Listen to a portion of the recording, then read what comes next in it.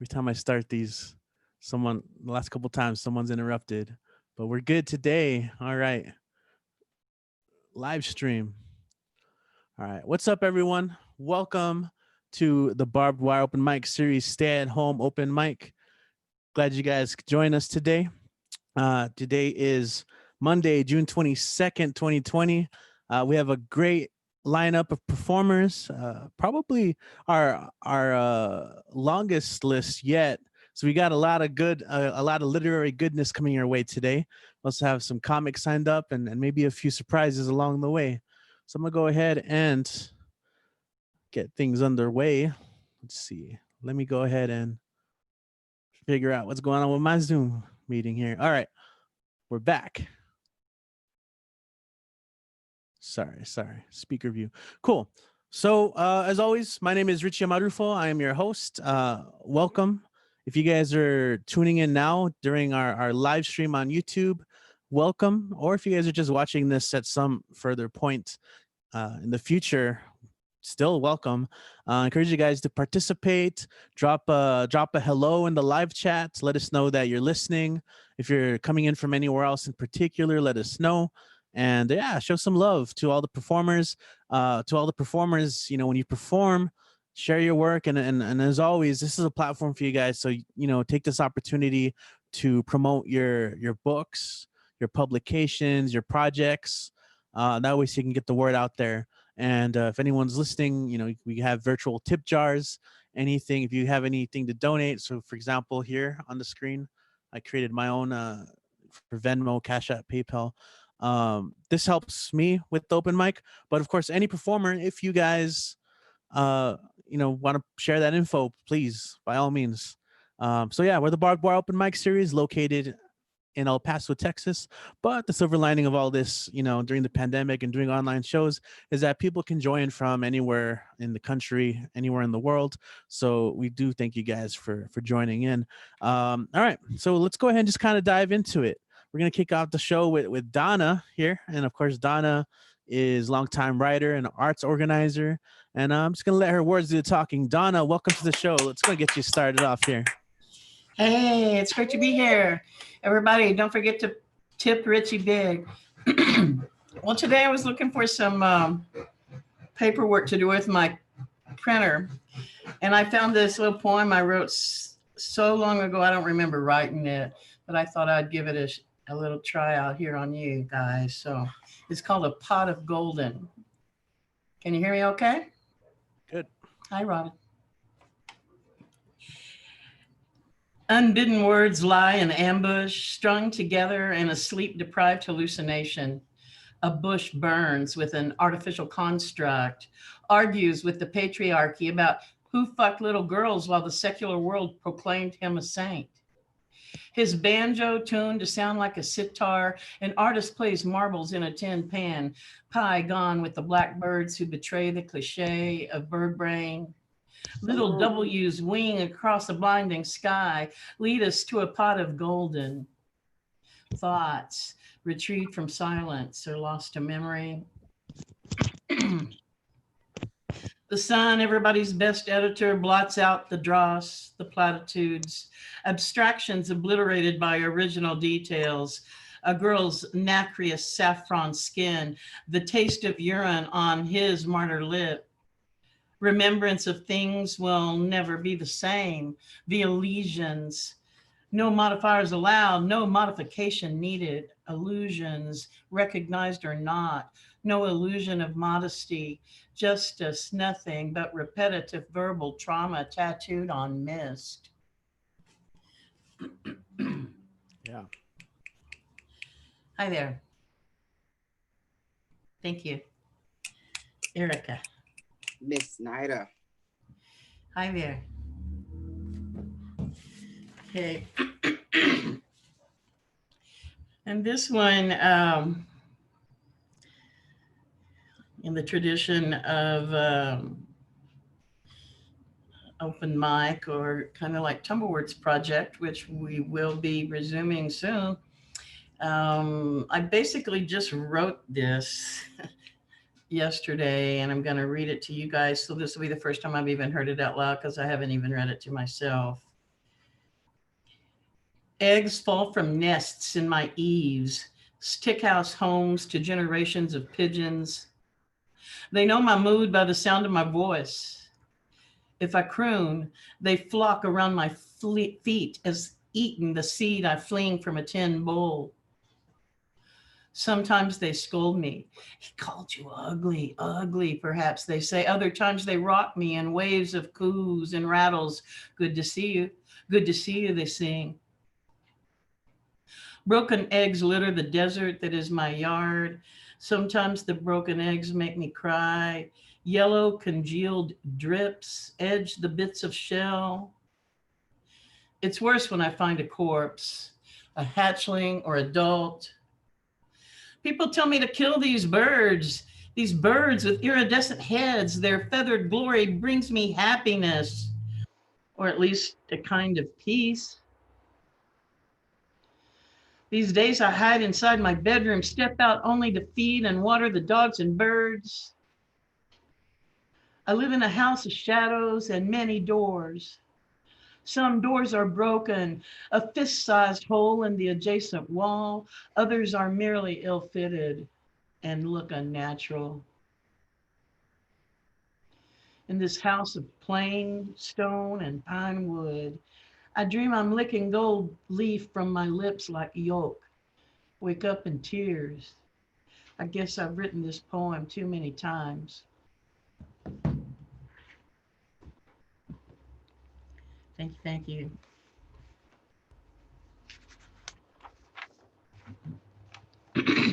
This one's a little older.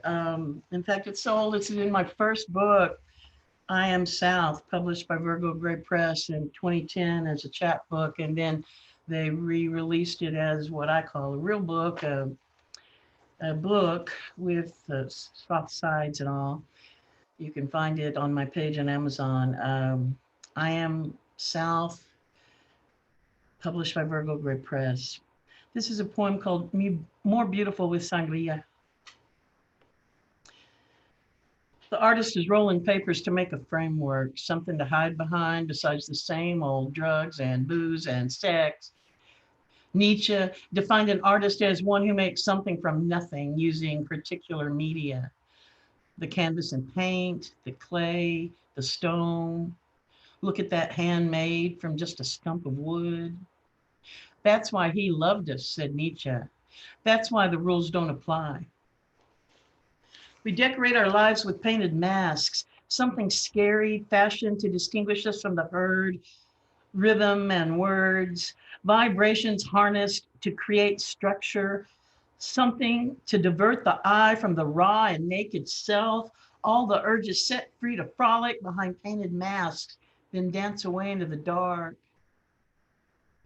The trick is to fight the death wish. Take it in your hands and twist it into something new. The trick is to ride excess into the dirt before it kills you. The drugs, the sex, the alcohol, all a flaming structure on which to hang your dying God. Nothing more than paper and string transformed, something else to hide behind. It's all right here in the cards.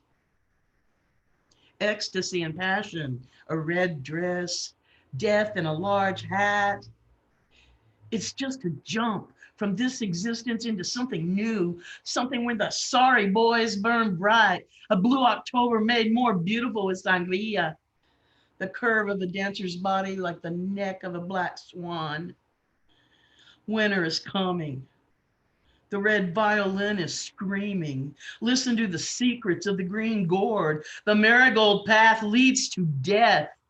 Death parades around in masks to hide its promise. Quick, take a bite of something sweet to hide its bitter kiss.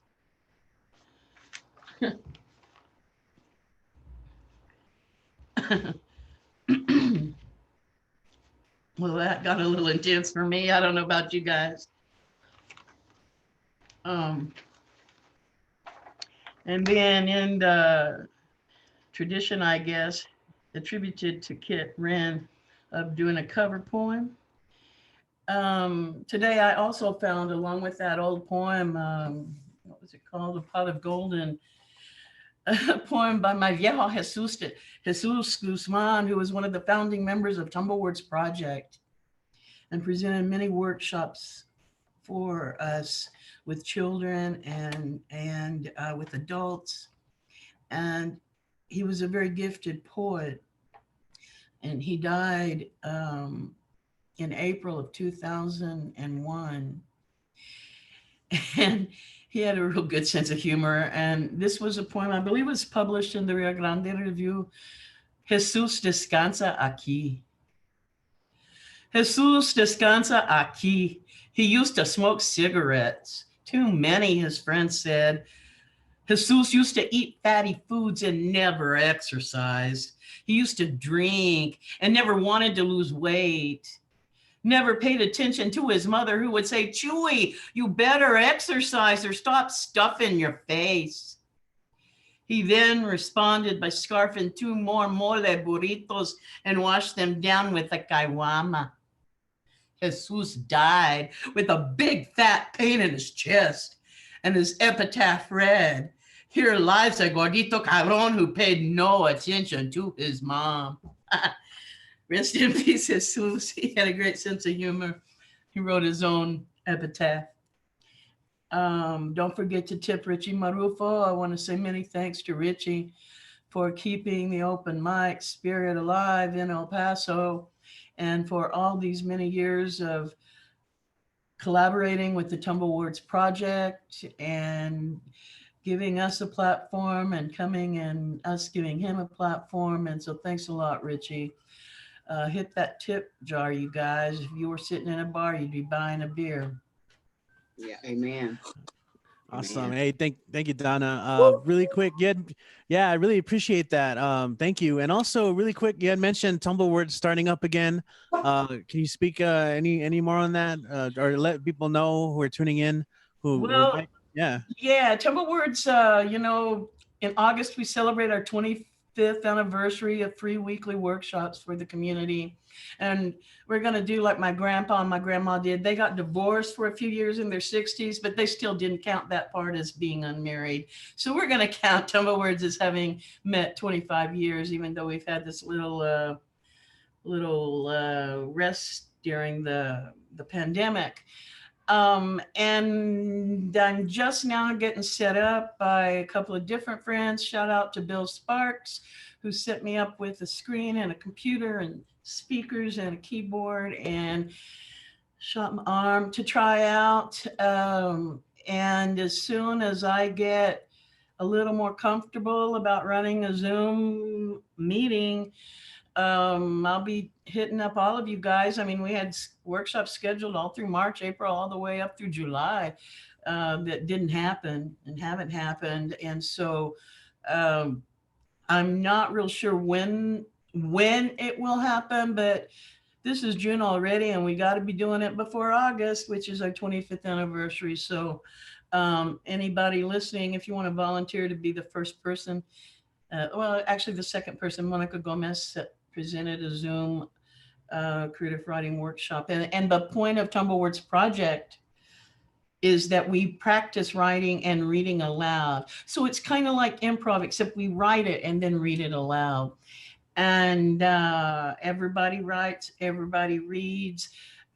I haven't figured out yet how that will exactly work with Zoom, but I'm assuming I will, or that one of you smarty pants will figure it out for me and help me out. So keep your ears open and your eyes open. We'll be pasting it all over Facebook when I know it's going to happen. Yeah, right on. Somebody just said they couldn't hear anything. They probably just have it muted, like Okay. everything muted. So yeah, everyone can hear, right? Yeah. Yeah. Okay. Cool. So far, yeah, it looks good, or sounds good rather. Thank you, Donna. Appreciate that, and thanks for kicking things off. It's almost like a mini Tumblewords night, looking at Look at that. Yeah, all the names here. So I think we're not too far off from that. I think people do miss that aspect of being able to get together and write.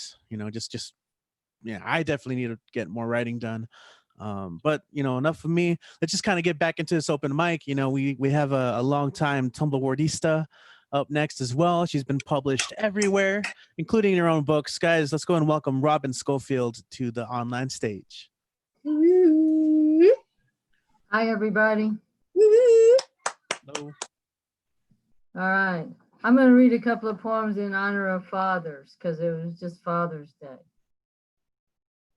So this one is called, this is my cover poem. I'm the one who started this, by the way. I know Kate gets a lot of credit for spreading it. It's called Those Winter Sundays by Robert Hayden.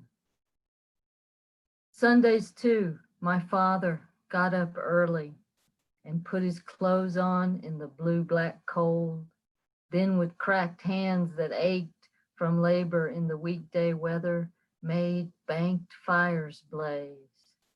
No one ever thanked him. I'd wake and hear the cold splintering, breaking. When the rooms were warm, he'd call, and slowly I would rise and dress, fearing the chronic angers of that house.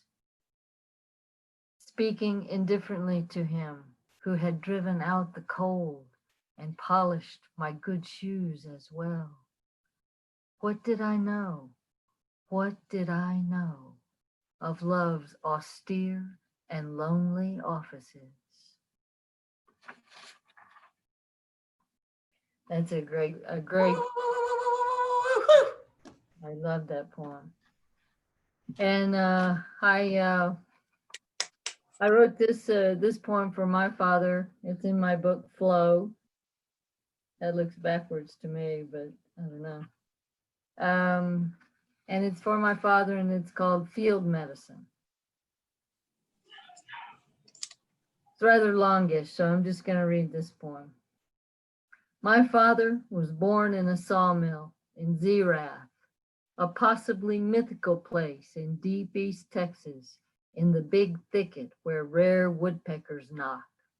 As a boy, he kicked off his shoes every day on the way to school. His teacher went to First Baptist with my grandmother.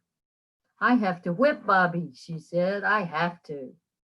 He saw one of the first armadillos to migrate from Argentina to Wharton in the southeast curl of the Texas coastal plain, where his dad was county agent, and somebody brought in the weirdest critter anybody had ever seen or shot. Decades later, my husband and I are on our way to Archer City to Larry McMurtry's big bookstore and to see my Aunt Mary in Wichita Falls. You tell that McMurtry he's wrong to put those armadillos in Lonesome Dove. Sure, that's what I'll say. I was wondering what I was going to say to a famous author, just like my daddy to expect me to carry his grudges. When we get to the bookstore, McMurtry's signing checks and a sign says, "Don't ask for autographs." I say nothing about armadillos. Daddy's first quest was to fight in Okinawa. It ended with a wound that would not heal, his left wrist shattered at the bone. Instead of scoring at water polo in '44, he swam ashore and caught a mortar. My grandmother had prayed that he be wounded and not killed. His parents saved up their gas coupons and rubber rations to visit him in the Naval Hospital in Corpus Christi. When he arrived from Sun Valley, reeking of untended wound, my granddad was a ranch foreman before he was a county agent, and he ripped that yellow dressing out. He had given him a hunting knife for graduating from A&M. After his son busted out of officer training, my granddad sent him his Aggie ring, which followed him all over the Pacific and caught up with him in Corpus. Sonny Luster, his best buddy, sent his ring home with a premonition, and he didn't make it. One time I heard my dad say, with real regret, that he wished he'd have gone and seen Dr. Luster in Missouri. I know now how much that would have meant, he said. My granddad changed the rotten dressing and stuffed it with clean cotton gauze so the wound could heal from the inside out. He set up in the hospital to clean the wound in the wrist of the dominant hand every day. His son's letters home began, "Dear Mother and all." She fought the battle for him in first grade for them to let him use his left hand. She won, and she was as mild as he was fiery. He asked after a second baseman for the Cardinals, and the name was censored, neatly cut out with scissors. He wrote about the Texas A&M Texas game. I like to have gotten a fight, but it was his dad who cleaned the rotten pus out of his wrist, saving it, but not the use of it. My daddy was called away from the farm, wouldn't touch a tool or a tractor after law school.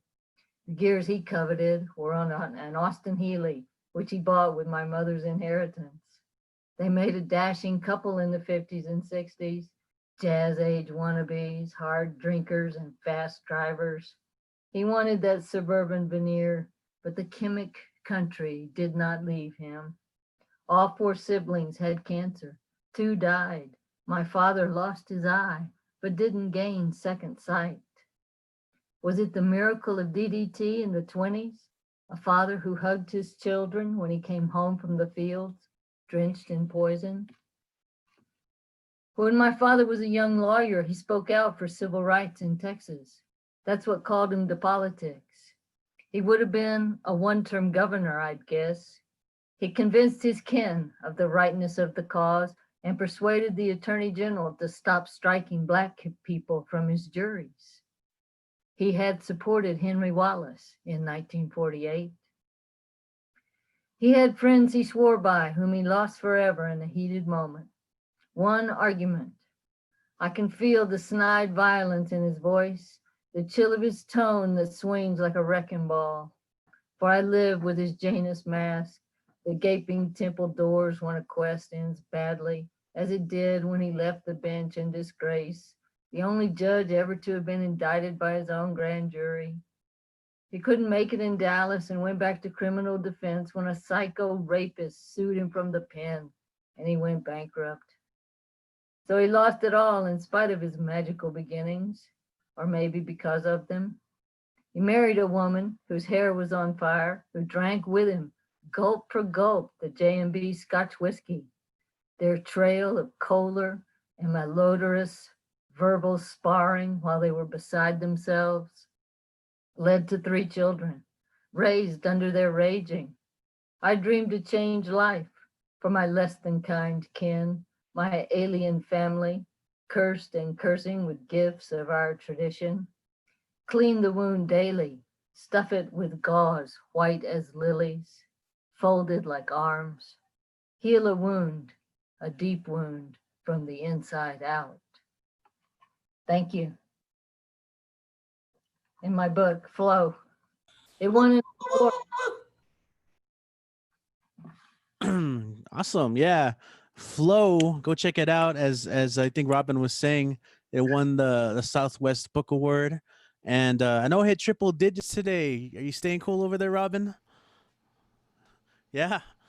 Yeah, it was pretty hot. I blew my fuse today, so I had to get that fixed. I was a little cutting it a little close. I had to get everything fixed so we can get this stream going, but we survived. I had a lot of ACs running and fans.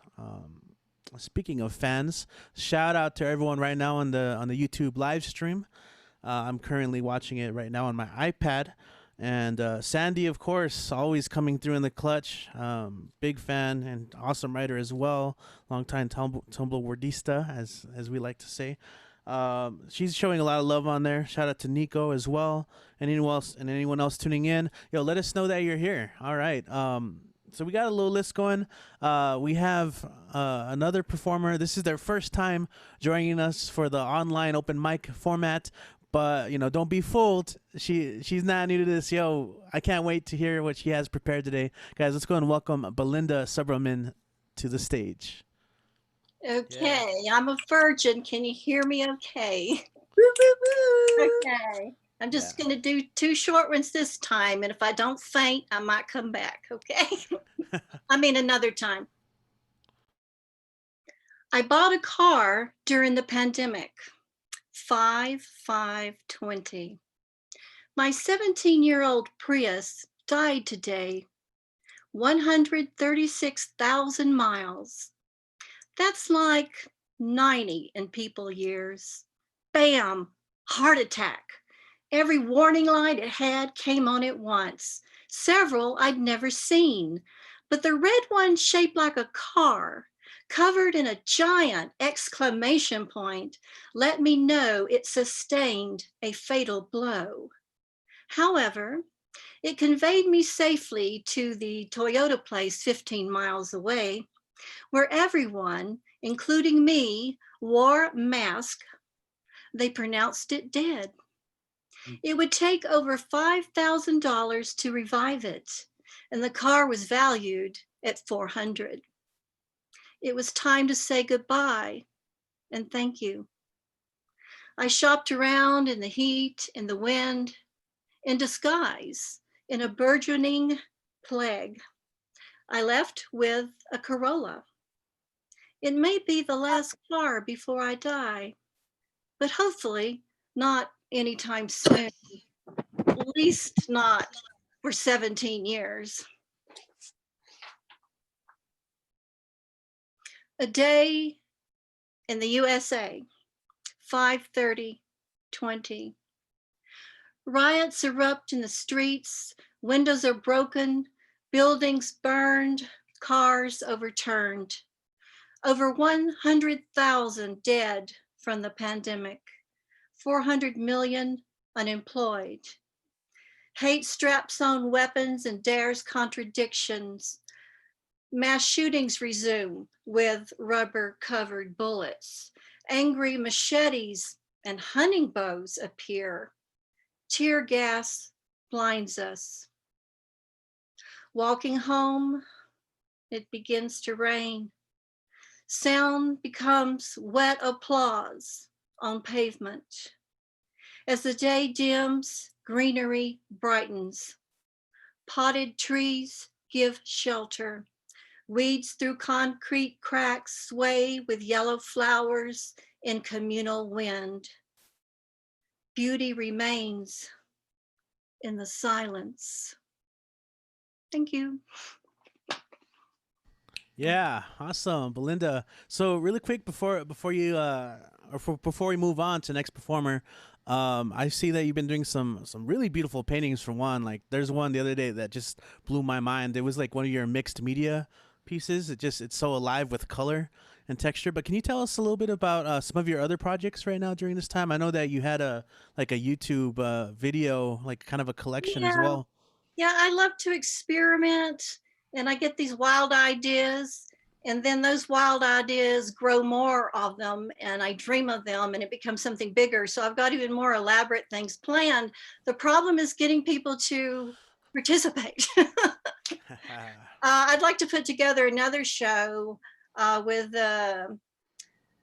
music, video, poetry, everything, original, but more complicated and more interesting than the first one, perhaps.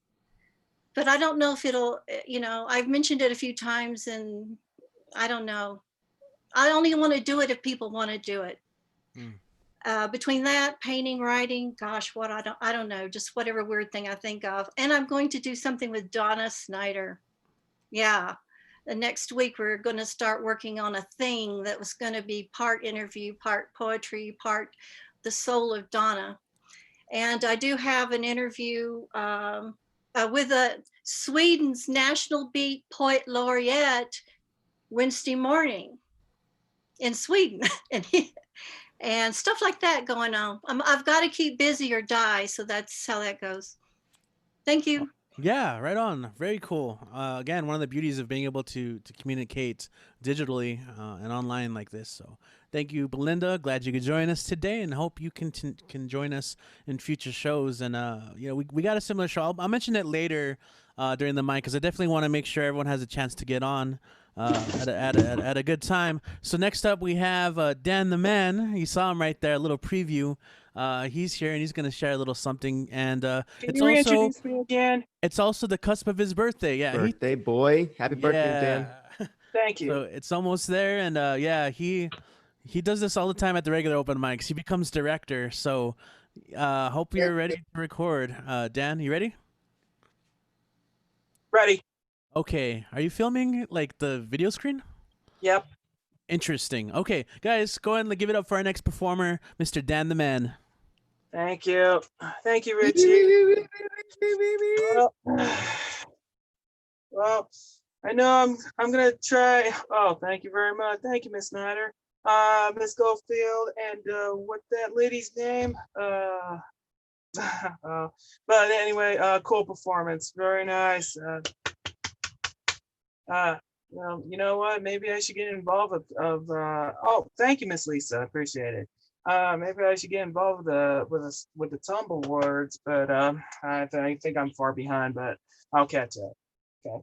Well, as you know, throughout my years, I've been practicing poetry, and then I know I've been collecting books. Well, I think I got my books upstairs. Well, I was thinking of, well, let me try the freestyling for some books, and I call it reading poetries by the book, you know, or you know, there's a couple of books, and it looks like it's really off the hooks. What do you think about the Nook? Hmm? Well, there's a lot of things about there's a lot of things about there's a lot of things about poetry. There's not, and I'm not talking about the toiletry. It's come from the mind, and there's a piece of hind and low, and say the fan hind. Well, well, you can put some words on it, and then, but it's already been published. You want to read, and it's like to collect, and yeah, and I like to read a couple of these, like to be or not to be. That is the question. Yeah. Yeah, take that, Hamlet, or Shakespeare, or like Christopher Marlowe, who's doing poetry, or like The Raven, or Edgar Allan Poe, Nevermore. Quote The Raven, Nevermore. Wait, what Raven? Sounds like the wrestler from WWE. Yeah, and yeah.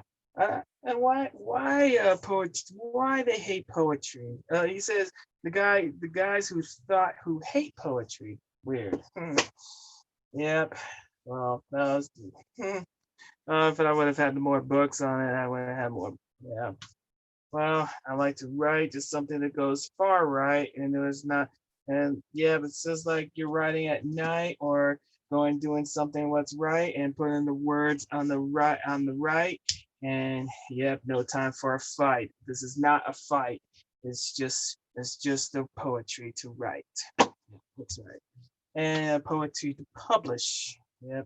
It's something that needs to be finished. And then it's ready to read. And yep, you're ready to lead to read. Yeah. That's what I'm talking about. Yeah. Anybody like poetry? Or yeah. Oh well. Okay. And yeah, and I'm gonna read one poetry from Poetry for Guys Who Thought They Hate Poetry. Yeah, it's an introduction from Kathleen Schmuck. Yeah. Okay. And there's this one thing by Robert Service. So I'm gonna write one paragraph right here. Okay, and I quote: at 35, 10, the Flemish fate safe at half of my course and well-named run. Excuse me. I have my flout at dusty death. I have my whack of feast and fun, and I mock at those who pray and preach. I laugh with any man alive. But now with sober heart, I reach the great divide of 35. And get this, by the primrose path of 35. How sweet you can seem at 35. And when do you reach chapter 35? Old age. Thy name is 35. Yeah, I was reading the last quotes. Yeah, and that's how it is. And it's from Robert Service, Poetry for Guys at 35. Yep. Well, speaking of 35, well, yeah, that was like 2 years ago, if you know what I mean. Yep. Well, how about this? There's this thing. I'm gonna do yet another freestyling Let me try. How about this? Yeah, I like this. To Dan the Man at his 37th birthday. Yeah, like the first 6 years, Indiana. Then after six, next up, first time in El Paso, 1990. Yep, growing up in the 90s. Yeah, I was born in the 80s. And yeah, well, the first six in Indiana. I was born in Peru, then lived in the Air Force, then Kokomo and the state of Indianapolis. Then first El Paso, coming here, 1990. Yep, and then traveling through by car, not by plane. Only for the first 2 years. Then I moved to Abilene. Man, that's something I always to believe. Yeah. And then back to El Paso after the loss in the family. Yeah, appreciate your sympathy. And then growing up in El Paso, still living here,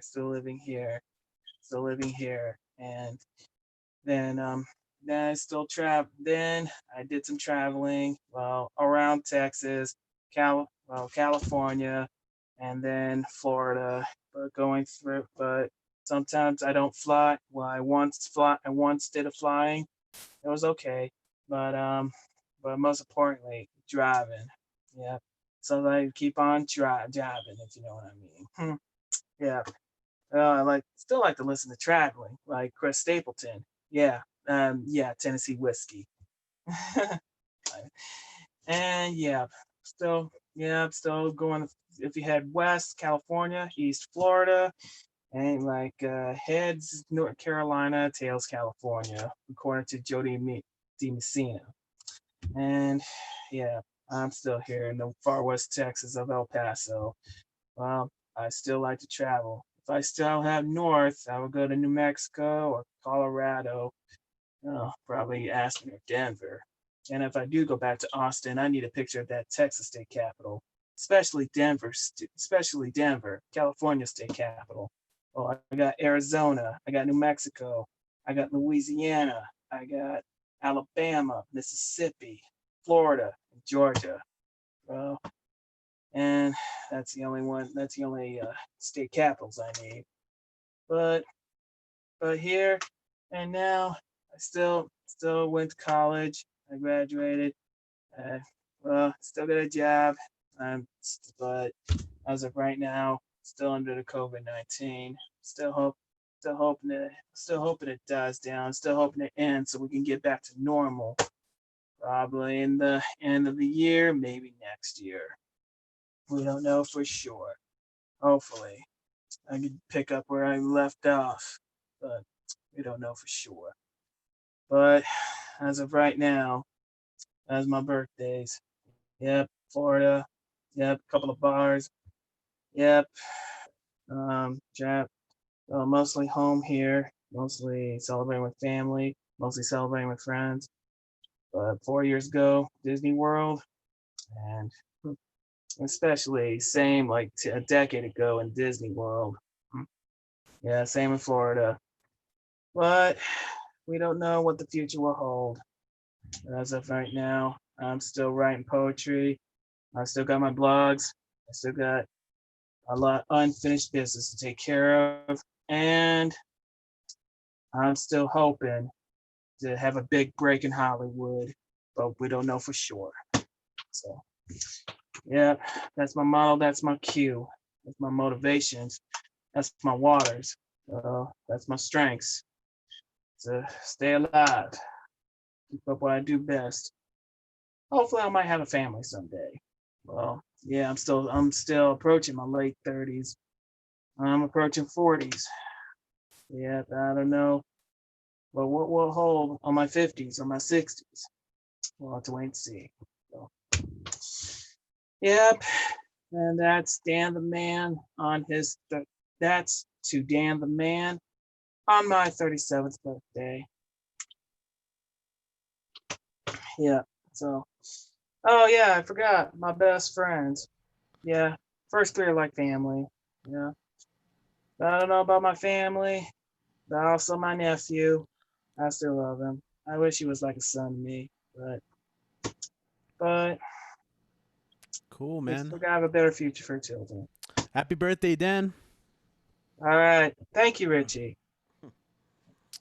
Sweet. So check out his weekly video blog on YouTube, Dan the Man's Weekly, where he goes over a lot of things going on in the El Paso, Las Cruces region, and mostly music. I know he cover a lot of music, but just other news events. Yeah.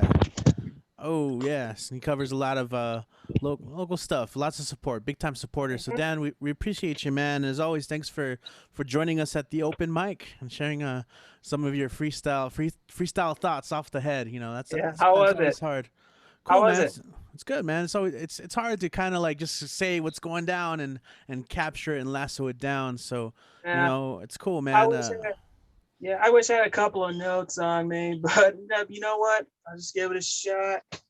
Well, at least I managed to. I think I nailed it. Yeah.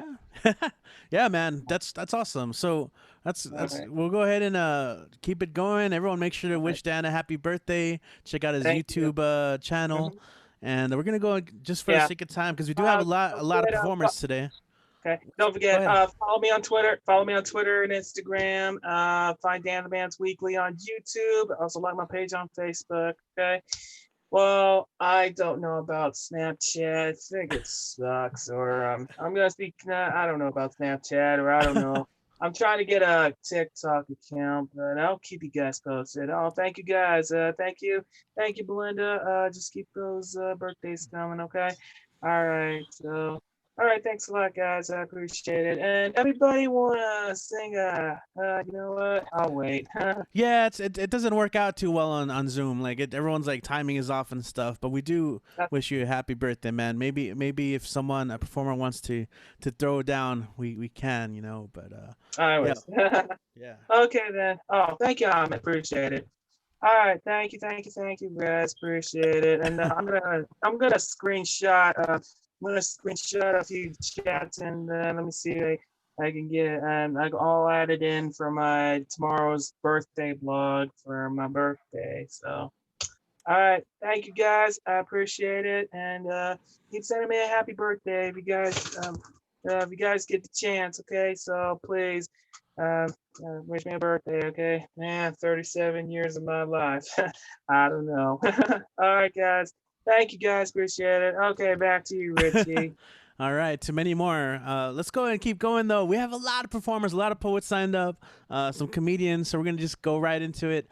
Kit is a longtime performer. He's always here, so let's just show him some love. Kit, welcome to the stage. Thank you, Richie. And yeah, I think it's Yumi and Dan that have been in all of these. And Dan, happy birthday. Your gift is a piece of advice. Don't get a TikTok. That's for the young people. That's not for the 30-somethings like you and me. I got you, man. Yeah. Okay, so 4 of my own and then a cover poem. And I'll try to be quick about it and not do my neurotic little interstitials this time. Well, I say that, but now I'm gonna. Okay. I wouldn't call this love. I'm not a child or a fool. I don't wish you were here. I don't want you to meet my folks. Your smile is a lovely smile, like the portrait on the new $100 bill. It's oversized and it can't be counterfeited. But it's not the only star in the sky. I don't wish to be closer to you, physically or metaphorically. When something important or upsetting happens, I have no urge to tell you, and I hope that's true for you too. Because I wouldn't be able to comfort you in loss. I cannot imagine us acting as an us, buying groceries, picking a lamp that fits an agreed upon aesthetic, futzing about where to eat for 15 minutes. I have never pictured us in a dog park together, holding hands and giggling like a much younger man and woman. That is not how I spend my time. I have never imagined myself in fanciful Olympian competition with your actual boyfriend. He does not photograph well, but you both like cars. That's cool. His public messages to you are refreshingly sweet like a sports drink. There is nothing about this that actually needs to change. But sometimes it's late and I can't sleep. And there are clouds that block every star except one, and I wish a silly and fruitless wish that the hour and a half when you were mine could have been an even 2. All right. That's what it's all about as a poet, is just embarrassing yourself with a poem about sex in front of your mother. Yep. But yes, thank you. And if you do enough of these, they end up talking to each other. And so this is a poem I wrote to myself telling me to stop being so messy. I am changing all of my drafted memoirs back into poems because too many of you know my business. I want the ritual of public confession, but I did. I'm much more comfortable answering what does this mean than what happened next. I want this poem to rise from like a monolith, not between us, but beside us, and for us to circle around, inspecting for the flaws that I have mistaken for nuance and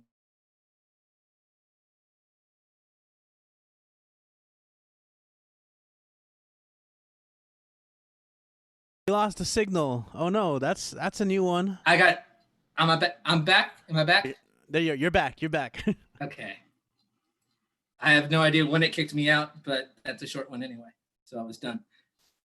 This one is some new shit. New shit. New shit. Hey, All right. Legit. We are keeping the torch alive right here on Zoom at the Barbed Open Mic Series. Shakespeare did not write his plays. Let me rephrase so I don't sound crazy. Shakespeare did not write his plays down. They were not published in his lifetime. There must have been some private jotting, but it was private. No scripts were given to the king's men, because if there were scripts, then anyone could do these plays. With copyright still 200 years in the future, steps had to be taken against theft and the degradation of the Shakespeare business empire. Along the same line of thinking, I am scared that if I ever try to write about our friendship's curved and generous contours, they will disappear or get cheapened, coarsened, misunderstood, given in mass printings to middle schools for preteens to shout uncomprehendingly before their embarrassed parents. Adaptations will send us to Munich, to Cairo, and Glens Falls, New York, never thinking of changing the mild Dallas drawls. And down on their luck, academes grasping for tenure or a place on an Amazon bookshelf will see our shadows in every new trend. Link us to every new school. Make us parents of every new subgenre. Find confirmation in us of the things they already wanted to talk about. And speaking of confirmation bias, conspiracies will arise, claiming that I am actually someone else. Richie Marufo under a pseudonym, or that you are the hapless patsy of a pointless cabal. So, as another poet must have said, screw it. Art promises a ticket to immortality, but it's closer to a coupon for a tombstone. I see no reason for us to be cheap or to plan ahead. They will learn nothing of us.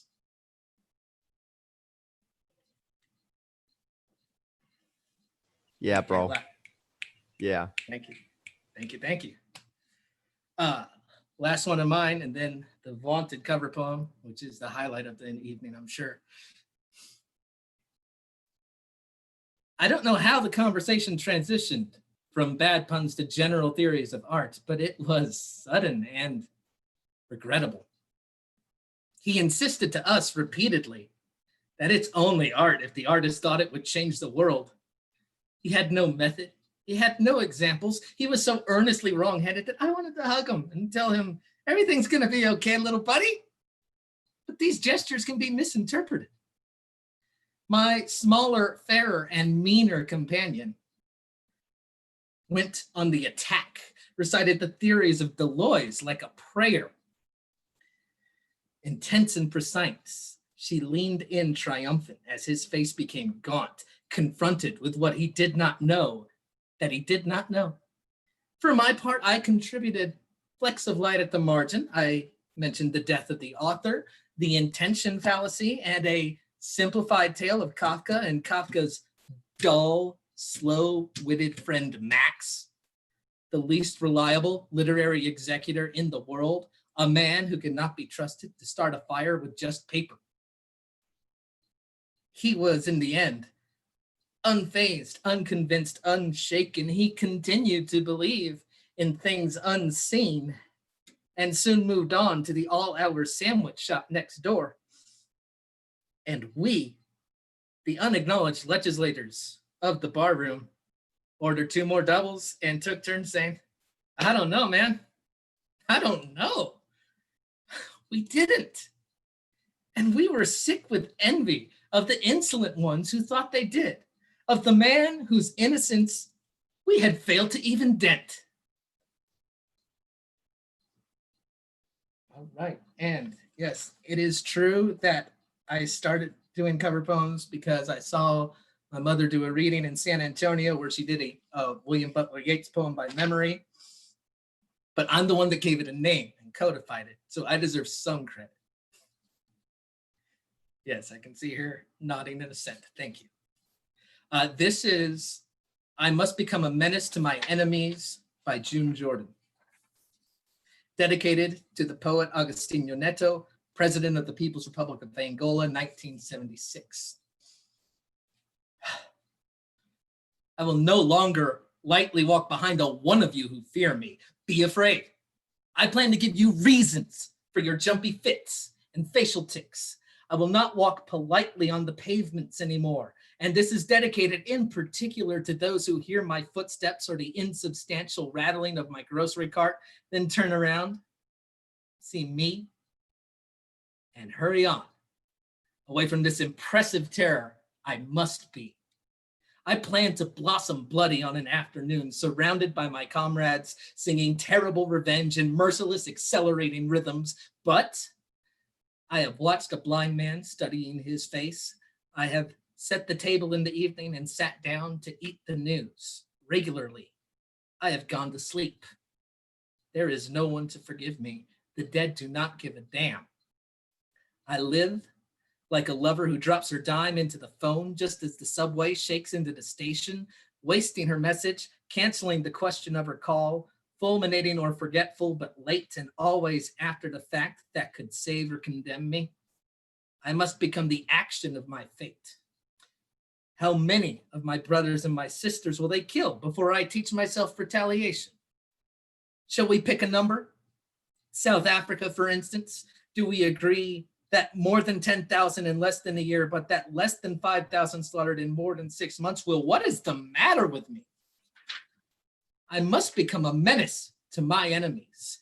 And if I ever let you slide, who should be extirpated from my universe, who should be cauterized from Earth completely, Law and Order jerk-offs of the first of the terrorist degree, then let my body fail my soul in its bedeviled lecheries. And if I ever let love go because the hatred and the whisperings become a phantom dictate, I obey in lieu of impulse and realities, the blossoming flamingos of my wild mimosa trees, then let love freeze me out. I must become a menace to my enemies.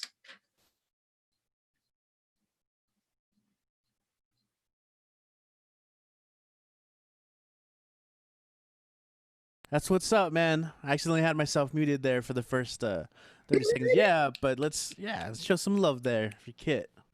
Always coming through with that, man. Thank you. Yes. Yeah. It's nice to be able to get together and just share some work, you know. That's really what it's all about. We do have a lot of people here today, so I'm excited. One last thing, shout out to Kit for providing timestamps for, you know, on YouTube. You know, I think it makes it easier to find the performers, so that's also really cool. Thanks for helping out with that during your free time. Awesome stuff, and you're getting lots of love on the live YouTube chat as well as our chat here, so that's really cool, man. I'm glad that you're here with us. Nico commented on the last video as well. Nico will be reading in just a moment, but right now, returning for their second week in a row, joining us from Las Vegas, and fresh off the New Rican Poet open mic Yo, let's go ahead and welcome Jenna Fleece to the house. Jenna, how are you today? I'm good. How are you? Excellent, excellent. I'm really glad that you took the time to join us here. Yes, no, you guys are all like such like a different vibe. It's so interesting to see how you guys do it in Texas. So I really appreciate this opportunity. Yeah, so like you said, I have a few poems today. If I'm going too long, just like stop me. Yeah, so I read this poem at the New Yo earlier, but I thought I would share it with you all too. It's called 15 People I Won't Let Upset Me Today. 1. Arab fuckboys from Dearborn who objectify hijabis. 2. People who say they support Trump because of because he has benefited the economy. 3. Muslims who believe God uses sexual assault as a punishment for adultery. 4. Blue Lives Matter supporters who aren't just ironically supporting Smurfs. 5. Anyone who can't tie their shoelaces. 6. Fake white liberals who say they just really wanted Bernie to win but don't know any actual policies. 7. Anyone who defends a rapist because due process will always say that women are liars. 8. People who don't like eating sweet potato fries with ketchup. 9. People thinking that they need to post about Black Lives Matter because it's trending when they practice white microaggressions on the way to the protests and every other single day. 10. Men who think objectifying women is funny. 11. People who aren't good communicators and are never trying. 12. People who think depression isn't real because it's all in our heads. 13. People who don't think light up Skechers and wheelie heels are super cool. 14. Anyone who doesn't know how to load a dishwasher. 15. Anyone who isn't wholeheartedly supporting me with every single one of my life decisions. So that's the first poem. This other one, it's called Couples Counseling. Yeah, it's kind of really different, but yeah. Couples counseling. Stomach and brain walk into a therapy session. They sit down on the plush couch as the therapist asks, "What seems to be the problem today?" Stomach says, "It feels like abuse when you don't feed me." Brain gasps and says that that's ridiculous and that he ate far too much last week.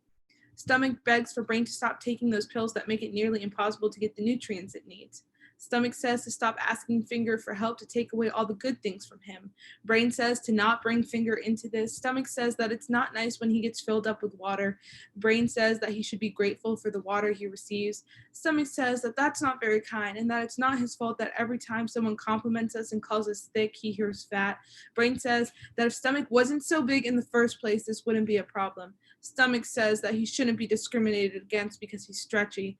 Brain says it's not discrimination if you deserve it. Stomach says that if Brain was so strong, he would be able to feed Stomach for nothing at weeks at a time and feel absolutely no remorse. Brain says he feels no such thing.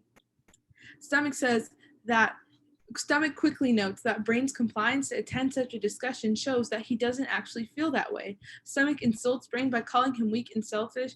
Brain says that he could do it. Stomach says, "If you're so great at not eating, and why do you give me more food when you're sad and completely forget about me when you're mad?"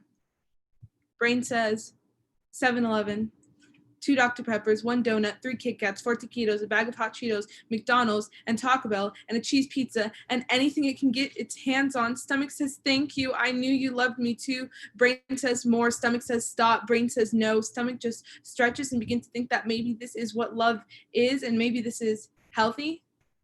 Brain stays silent. Stomach says, "I love you." And Brain goes in and calls Stomach fat and all the other horrible things. Stomach says, "You never had Jenna's best interest anyways." And the therapist offers for them to come next week. So yes, that's the second one. And this one is also kind of really sad. I swear I'm not really a sad person, but I feel like whenever I am sad, I end up writing poetry. So yeah, this one is called "The Assault of the Nerves." I remember what my first panic attack felt like in the 5th grade. There were several less severe before then, and I think about all the times I got called in and asked to agree that that was the diagnosis. Because when you're in a hospital and you can't stop crying more than you breathe, they simply tell you to stop getting angry and just take time to calm down. The oldest one I can remember was in the middle of the streets by the childhood house that my dad never slept at, because when I was in 5th grade, I knew what it felt like to be here, to not want to be here any longer, not wanting to breathe anymore, because why the fuck would I want to feel like this? When you're in elementary school and your best friend threatened you by throwing a party the same day as yours, you might just spend your birthday in the same hospital you were born at, where they told you your lungs and brain had deceived you. Having a panic attack feels like drowning in a pool of flames because you can't breathe and you don't want to, and you think, what if the window? You think, slam your head against the wall, and you cry and cry and cry, and you twitch and lose feeling in your body. It's kind of like breakdancing on steroids with tears and much more yelling than you would like to admit. It's something I don't want to admit to people because I've done such a good job at creating this picture perfect Jenna. And it doesn't change the fact that they keep happening again, because the last really bad one was in a new city with new friends. And I thought if all the common denominators had changed that had caused me so much pain, I'd have to be better. I was wrong. Because I sat on my dorm room bathroom floor and I think razor, I think overdose, I think no, the roommates. I turn on the shower to weep more softly, not to wake them, because how selfish of me is it to break down at 3 a.m? If you want me to be honest with you, I think I'm having one right now because I have so many things to stress about, worry about, but I'm unable to get out of bed or be productive because it's more work to cry, and I've always chosen what would be more difficult for myself. The last time I spent in the hospital for panic attacks was 1 year from this day 2 weeks ago, and my mom was at work and my sister and I's argument was relentless. She locked the house out of anger and I had nowhere to go, and as I began to walk around, I lost feeling in my left arm and I walked to the hospital, and I remember each step against the graveled road to get there, and that's it. I wake up in the middle of a hospital bed. My mom is there and she sighs as they tell her they sedated me because apparently Valium is a disappointment. I remind myself I shouldn't have walked there in the first place. As I start to breathe, I think about the sirens that continue in the distance. I think maybe I should think less. And that's the third one. And this is the last one. Okay, it's kind of short. It's called Arab Enough. Sometimes I'm afraid that I won't be Arab enough for the fuckboys who swipe right for me on Minder, because my identity crisis becomes their primary concern. They tell me you shouldn't have to pick sides, but I've already geared up for battle because I could not forgive my whiteness for how it killed the Tunisian, couldn't let it get away with another hate crime, couldn't let myself pass for the opposing team. When the white woman on the plane asks me why I wear this thing on my head, I tell her female empowerment. I remind her of modesty. I explain how my body is a falling in love afterthought. I don't tell her I'm hiding from my whiteness. I fail to mention how at times it's a force of habit, how it's turned into a political, cultural, ethnic statement for me. I'm afraid people will find out I'm white, not because being white is a bad thing. I'm sure many disenfranchised minorities wouldn't mind passing. But I'm afraid that people will find out I'm white because that means I'll be less Arab. And all I want to be is Arab enough. But I guess I'm just not. Yeah, and that's all I have for y'all today. I hope I didn't take too much time. No, not at all. This is definitely the platform where you can do that, and yeah, you're always welcome here. Kill the so. mic, Jenna. Don't even apologize for ever killing the mic. Don't ever apologize for killing the mic. Oh, thank you. Yeah. You did a great job, Jenna. Thank you. Appreciate your birthday wishes. Thank All you. right. You all have been killing it too, and I'm so excited to see everyone else go. Yeah, and I appreciate the.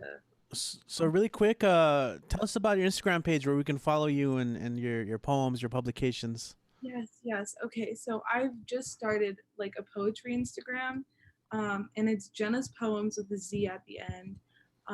So you guys can follow me there for poetry. But if you want to be like friends, my Instagram is jenna.fleece. So you guys can also check me out there if you want. Yeah, and on Facebook, I'm just my name. So thank you again for the platform, and I'm so excited to see everyone else go. All right, yeah. Thanks for tuning in. So we're gonna just kind of keep going. You heard your staunch defender. He's like, "Don't you dare ever apologize." He's coming with that energy, guys. Let's go and welcome Nico Kim to the stage. Hey guys, so I think I'm gonna just sing a song first. So I'll start with my weak foot forward instead of my strong foot, because I guess a poem and a half. So I'll share. But I really want to sing the song to you guys. So let's do this. Share computer sound.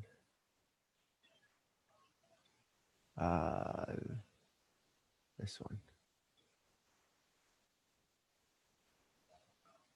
All right, and then we'll do this. Can you hear that? Did that work? Yeah, it was working. Cool. All right. I gotta turn it up so I can hear it too. Boom. And we go. Yeah, computer sounds.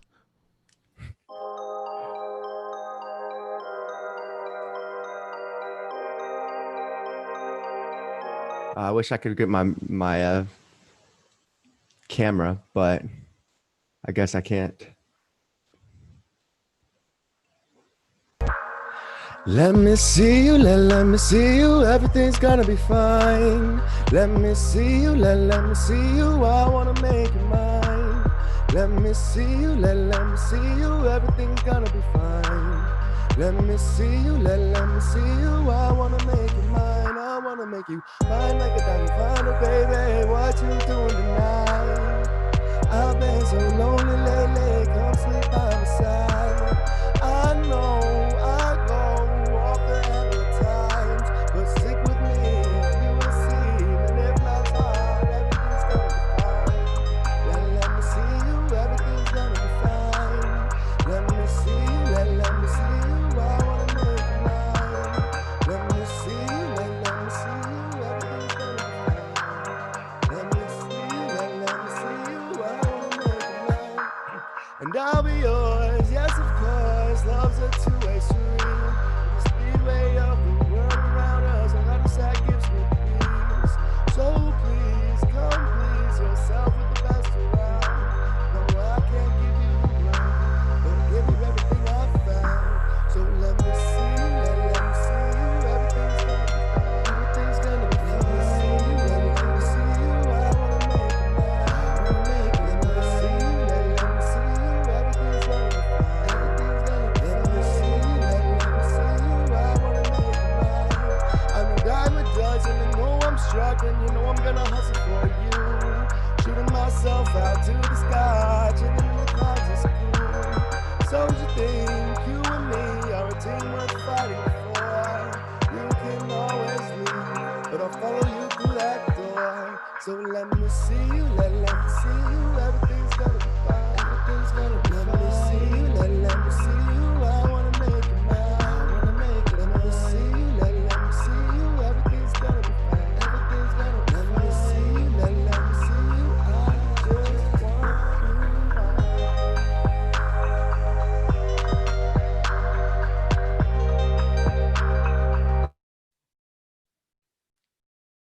Good enough. Damn, yeah, that worked out pretty well, man. Did it? I have to say. I feel like the music was really low. No, it came out nice on here. Yeah, cool. Yeah, yeah. And in Okay, fact, cool. you can go back to the replay. There was like a little video of you in the corner on the live stream. So that's cool, man. Oh, So bet. yeah, I didn't mean to interrupt. That's just I'm excited because that's the first time we've done this here on the show. No, and So the fact that it worked out so well, that makes me happy. AF. So cool. back to you, man. Okay, so I guess it's not really a poem, but it was a thought that I shared. So there's a meme, and I'm gonna try and show the meme to the crowd. So it's a meme of a raccoon, and it says, it's backwards, but the raccoon, right? And it says, "The crushing weight of existence burdens my mind every second." Very memey, very memey. I love it. So what I saw that I really loved it because it made me think. The weight of a sword is burdensome. or at the minimum noticeable. When one first swings it, it is when honing one's skill in the weapon that the weight then becomes bearable. Your existence is like the sword. Hone your skills to learn why it is so heavy. Then it will become the tool you'll become proficient in. And I thought that was a really dope thought. So with that, the last time I did this poem was at the Frontera slam that I did with Kit, Chauncey. I don't see if anybody else is here but at least Kit was. I mean, I know Richie. Forgive me, Richie. You're a judge, or not a judge. You were like a host of that, so you don't count. I remember the Frontera Poetry Slam. Dan, you were there too? I was there. Absolutely. So yeah. So this was the second poem I did, and honestly, this is I'm not to suck my own dick, but this is my favorite poem that I've ever written. This poem is called Man to Man. Joe, I love our conversations because they can go every which way. But right now, I'm just going to ask you to listen to what I've got to say. Your thoughts always astound me, especially in the way you share them. But sometimes you talk as if there's no one to help you with the cross that you carry. So you don't believe you need to show that you have any care. You got to open your eyes and realize that there's something wrong there. But it's more than apathy. It's more like an apathetic amphitheater where you're hanging out by yourself, naked and bare, sitting in your own self-worth, self-hurt, and self-dirt. So you stand up, clean off your ass crack, sit down again, and have another laugh. But after the laugh is gone, after the past is gone, after the aftertaste of the aftermath of the after party for your lack of pity for the petty, you pay yourself a pretty penny in empathy and self-sympathy for the symphony of the self-satisfaction that you are your own faction. Now, this may just be fiction, but you stand ready for your own crucifixion. And what I'm trying to tell you is that it will come self-served, because your self-worth may be worthy of a king, a thane, or any royal domain. But in the end, when the time is here and you shed no tears and you shared no care, you're going to wake up awoken by the idea that this whole time you've been broken like a fractured bone in the body of society. And then the fraction of the thought that comes to mind is that you've already been dead inside. So why not just die alone? How the fuck is that a king's tombstone?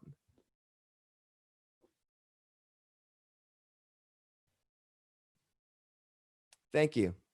Oh, so I'm going to plug myself up always. So the reason I wanted to share that poem tonight was because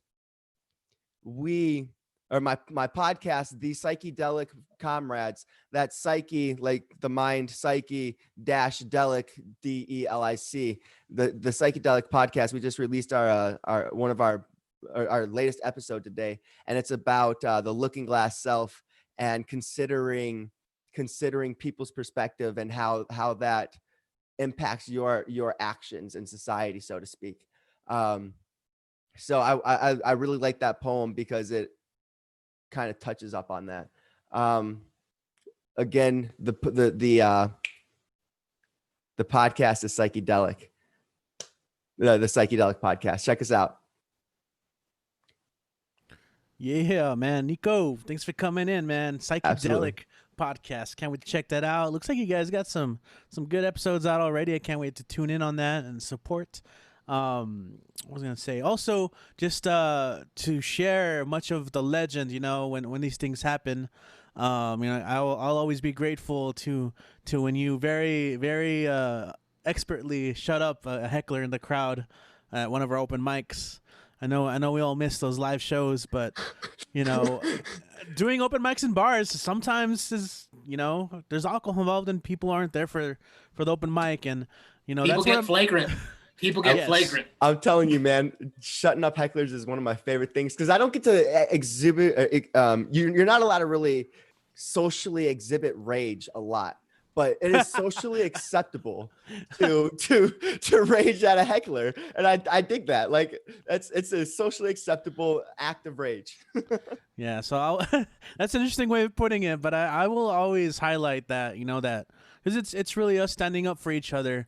Every time we do an open mic, and it's our show, it's a community, and so we have to take care of each other like that, and so I'll always mention that, appreciate that. And we'll support you too, man. Share your stuff. Do you have any, aside from the podcast, do you have any social media pages that we can follow you by? Or So I've got a SoundCloud, and I've got one rap song on it, and a cover and a freestyle, and that's not even finished. And then the song that I just sang. So I don't have a lot of music out. I'm actually looking for a music producer to help make me like make the music that's in my head, so I can like como se dice, collaborate with somebody to figure out, how to put the songs in my head onto a platform for anybody to hear. But I don't have anybody to do that with yet, so I'm still looking for that. That's right. I keep meaning to link you up with some people, but we'll get there. And if anyone has any suggestions or options, send them Nico's way. Absolutely. Cool.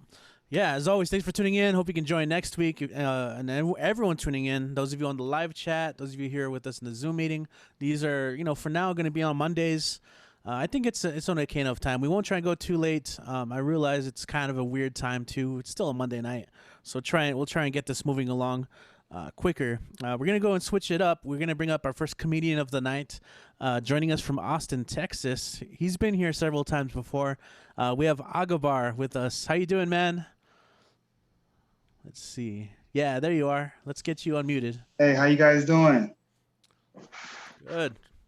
Good. Everybody can hear me. I'm excited about being here.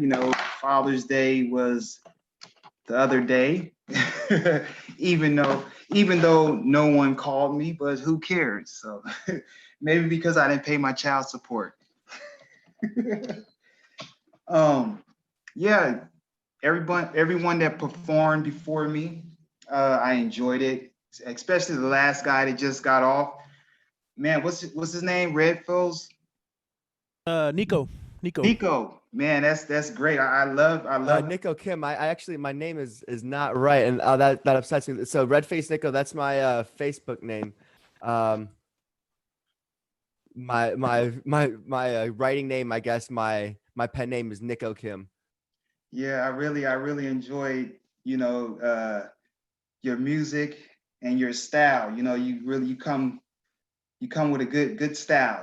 So Thanks, that was bro. really interesting to hear. What I'm saying? A lot of people, they don't come as their talent. They kind of like switch their talent up for the audience, but I'm glad you're keeping it real, original, and that's the way I am. So like before, I'm just, going to go over some one-liners, and all my one-liners are not going to hit because this is an open mic and I have a lot of new material, but some one-liners I'm gonna keep, some I'm gonna throw away. But I'm gonna just start it off briefly discussing, talking about my dad, since Father's Day was the other day. And then I'm gonna talk about my granny. My granny is still alive, and she loves when I, do one-liners about her, so she's cool with that. So I don't want nobody getting offended or anything like that. So grab onto your seats and grab your Budweiser and let's do it. My daddy is 64. Yes, he is.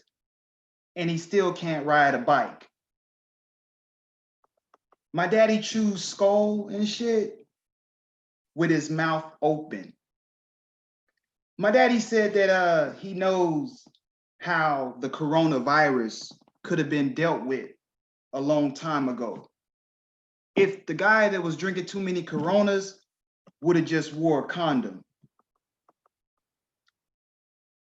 My daddy snores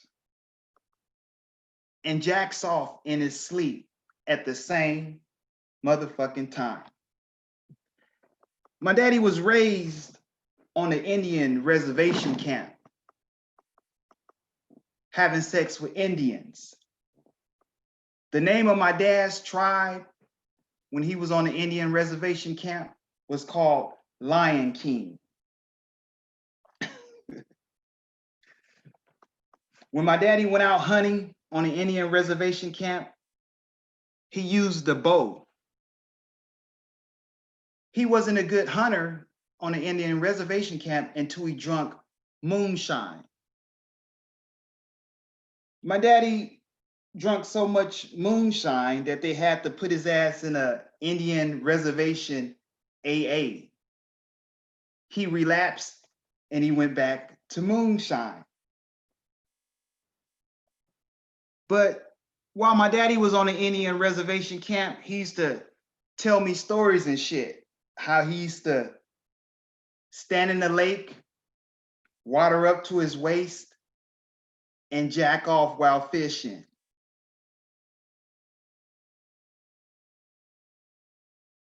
My daddy said that Budweiser does not make you any wiser. Bud does.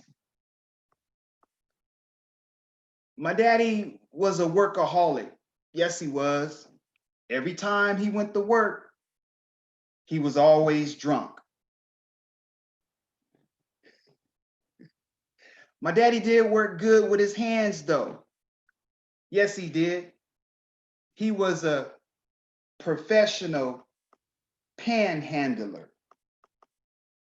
When my daddy finally got out into the city, the cops pulled his ass over and asked him to walk in a straight line.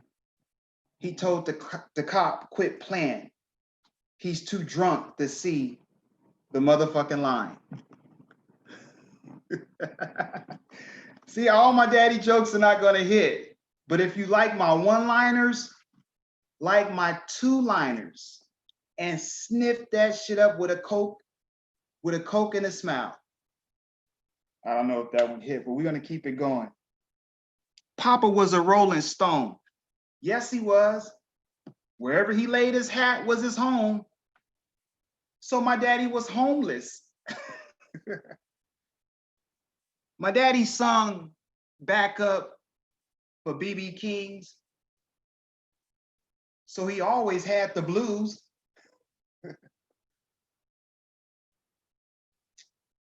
But let me tell you a little bit about myself. I grew up dealing drugs. Yes, I did. And I would hide the crack cocaine in my ass to hide it away from the police. So you see, I was always dealing with a shitty ass hand.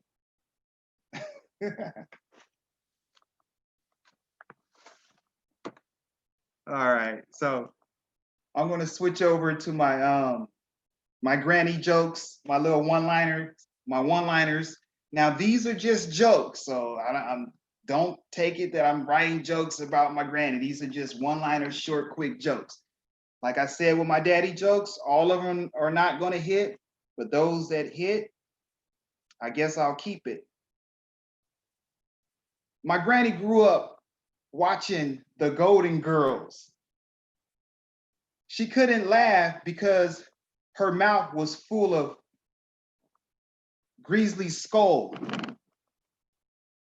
When my granny ran out of Skull, she would sniff coke and rumble through her dresser drawer. My granny was very liberal though. She went to the protest singing, "We wear short skirts." When my granny went to the Black Lives Matter protest, she didn't wear granny panties. Hell no. She wore no panties because she believed that Black cheeks matter. My granny wore steel-toe boots with no socks in a Buddhist temple. Yes, she did. They wouldn't let her pray because she always came in the temple braless.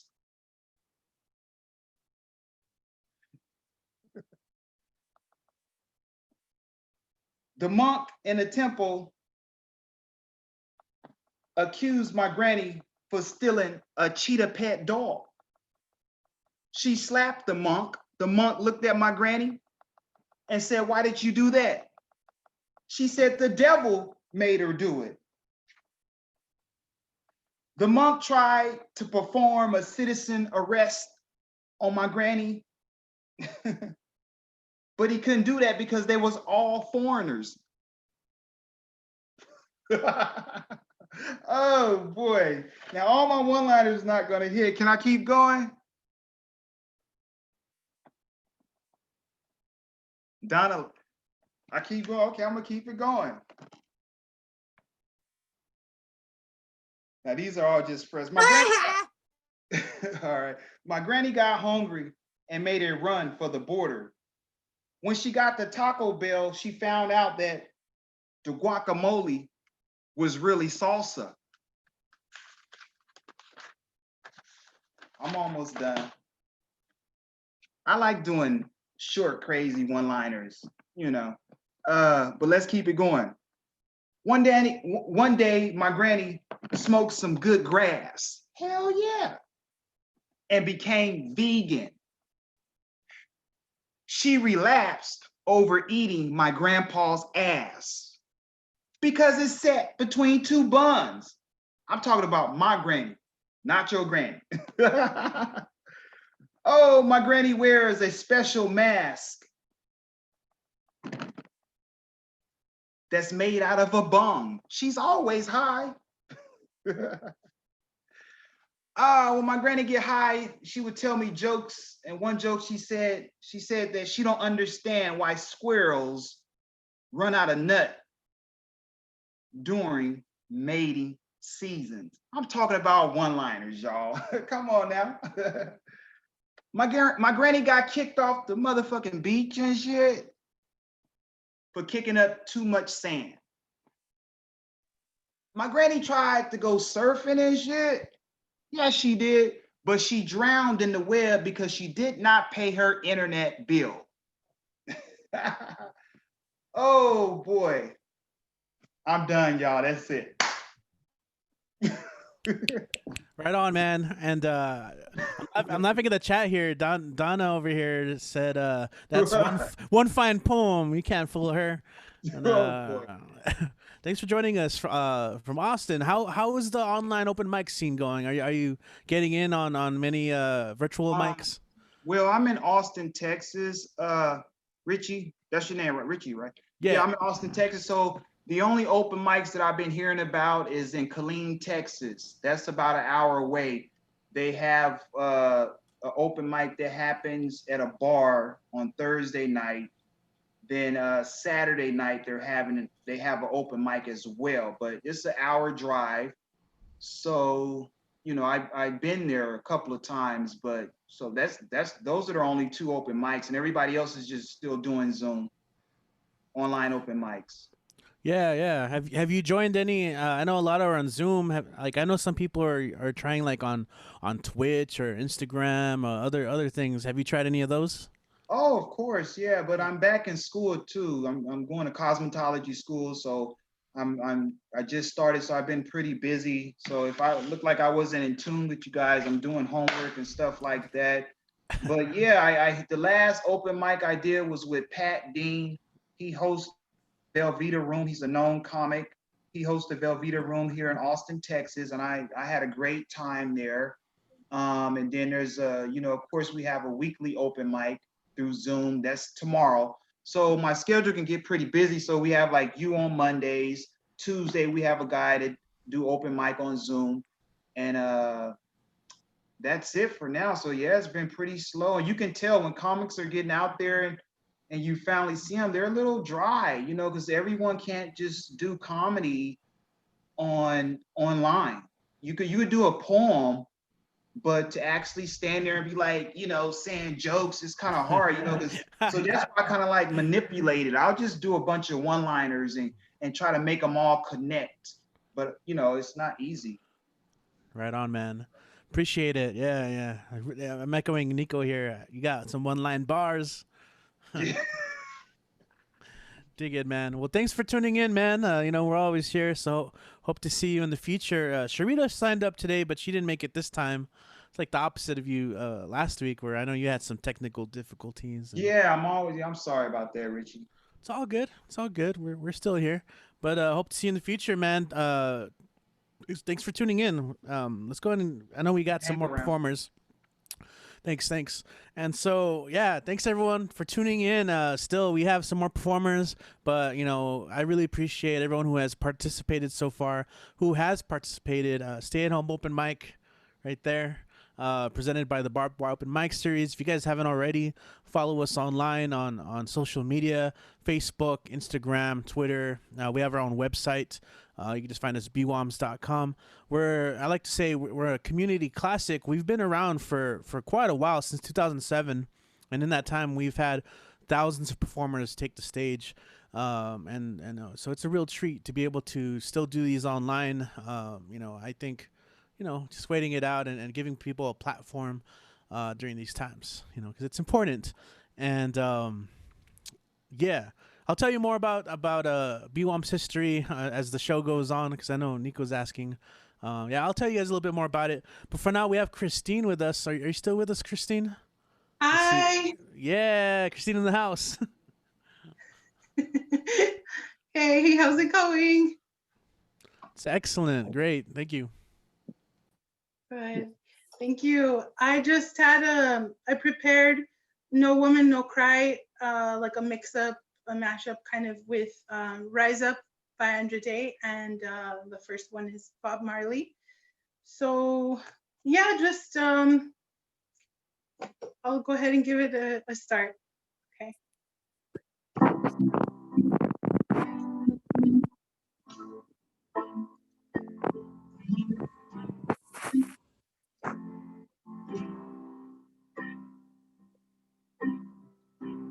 No woman will cry. No woman will cry. No woman will cry. No woman will cry.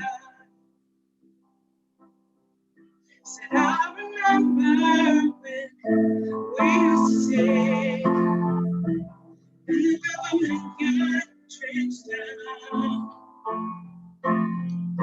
The friends we had won, the friends we lost along the way. This bright future you can forget your past. So dry your tears, I say. Everything's gonna be alright. Everything's gonna be alright. Everything's gonna be alright. Everything's gonna be alright. So no woman will cry. No woman will cry. No woman will cry. You're broken down and tired. Living life on a merry-go-round, and you can find the fire, but I see it in you, so we gonna walk it out.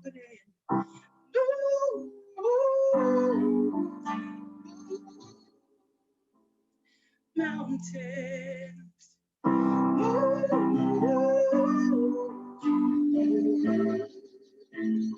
Mountains. Now rise like the day. Now rise unafraid. I'm a rise up, and I'm going 1,000 times again. I'm rise up, high like the waves. Now rise up, flag of the egg, and I'm rise up, and I'm going 1,000 times again.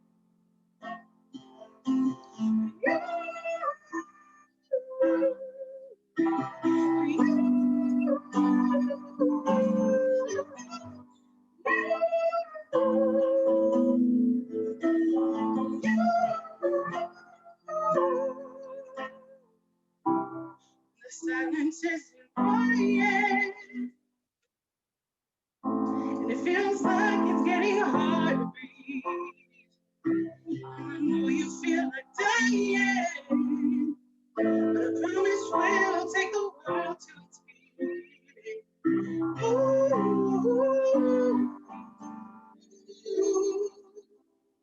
mountains and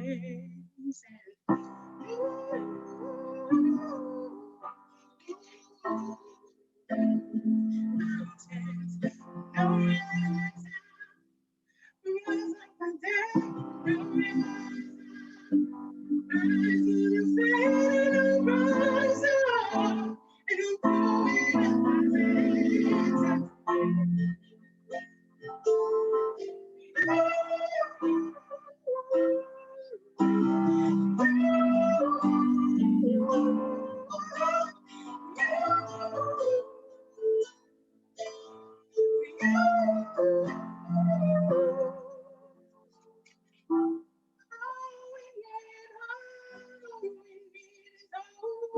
and for that we have each other.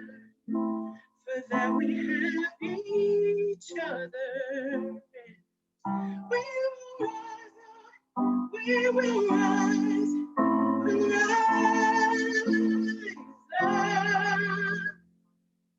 Now rise up, rise like the day. Now rise up, in spite of the ache. And I'll rise up, and I'm going 1,000 times again.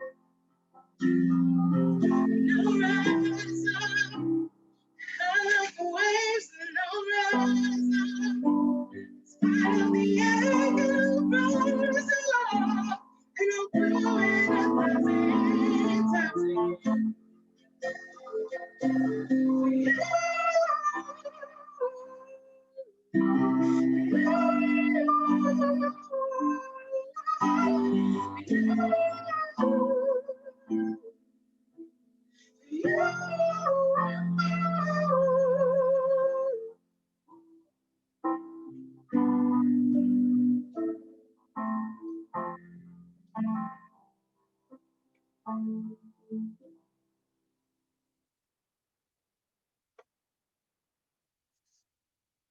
Thank you.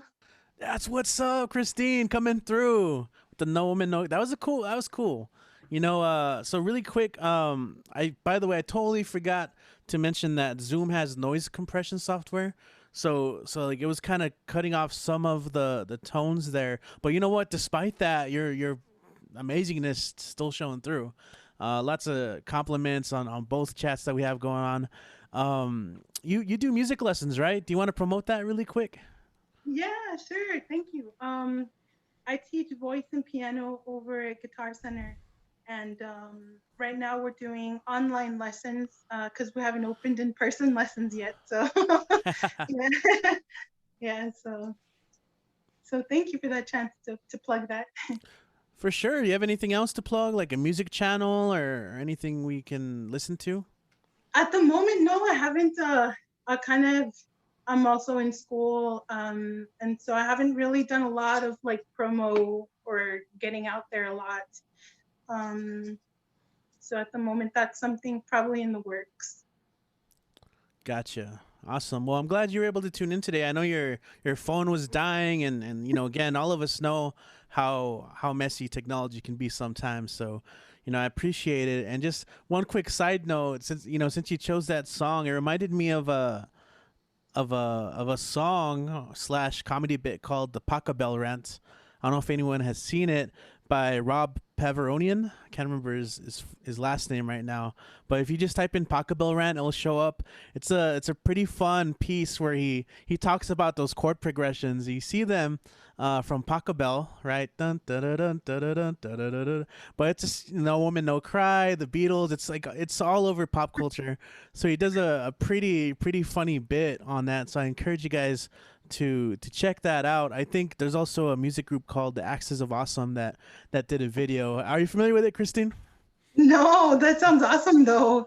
I mean, Paco Bell we actually talked about that in my music history class because it's such a foundational song, like for other composers, but also for pop. Like even if you take Memories by or what is it, Adam Levine or Maroon 5, Yeah. whatever, Yeah. it's straight out Paco Bell, just in another key. Yeah, I definitely encourage you guys to check out Paco Bell Rant. It's one of my favorite bits of comedy and music put together. And he says, you know, because he hears it and he plays like the songs. He's like, Paco Bell, everywhere I go, it's Paco Bell. I can't even go to Taco Bell. It sounds so much like Paco Bell. And it's a pretty fun bit. I encourage you guys, if you're not familiar with it. And also, people want to know if they can follow you on social media before we move on to the next person. Yeah, how can we do that? Of course, thank you. Yes, of course. You can follow me on Facebook. I think it's just my name, Christine Ponce Diaz. Okay. And yeah, you can follow me there on Facebook. Thank you for that. Yeah, of course. Awesome. And also, if you go to our Facebook page, we actually did post a video of the last time she was here, and she performed one of her original writings, which was about the hate pandemic. It was very powerful. She was out in nature. So that's two awesome performances in the books. Thank you, Christine, for joining us today. All right, we're quickly coming to the denouement of the show. We have a couple more performers, and then I definitely want, if we can, stick around, show some love to these performers. Next up, coming quite often to the show, we have Ahmet.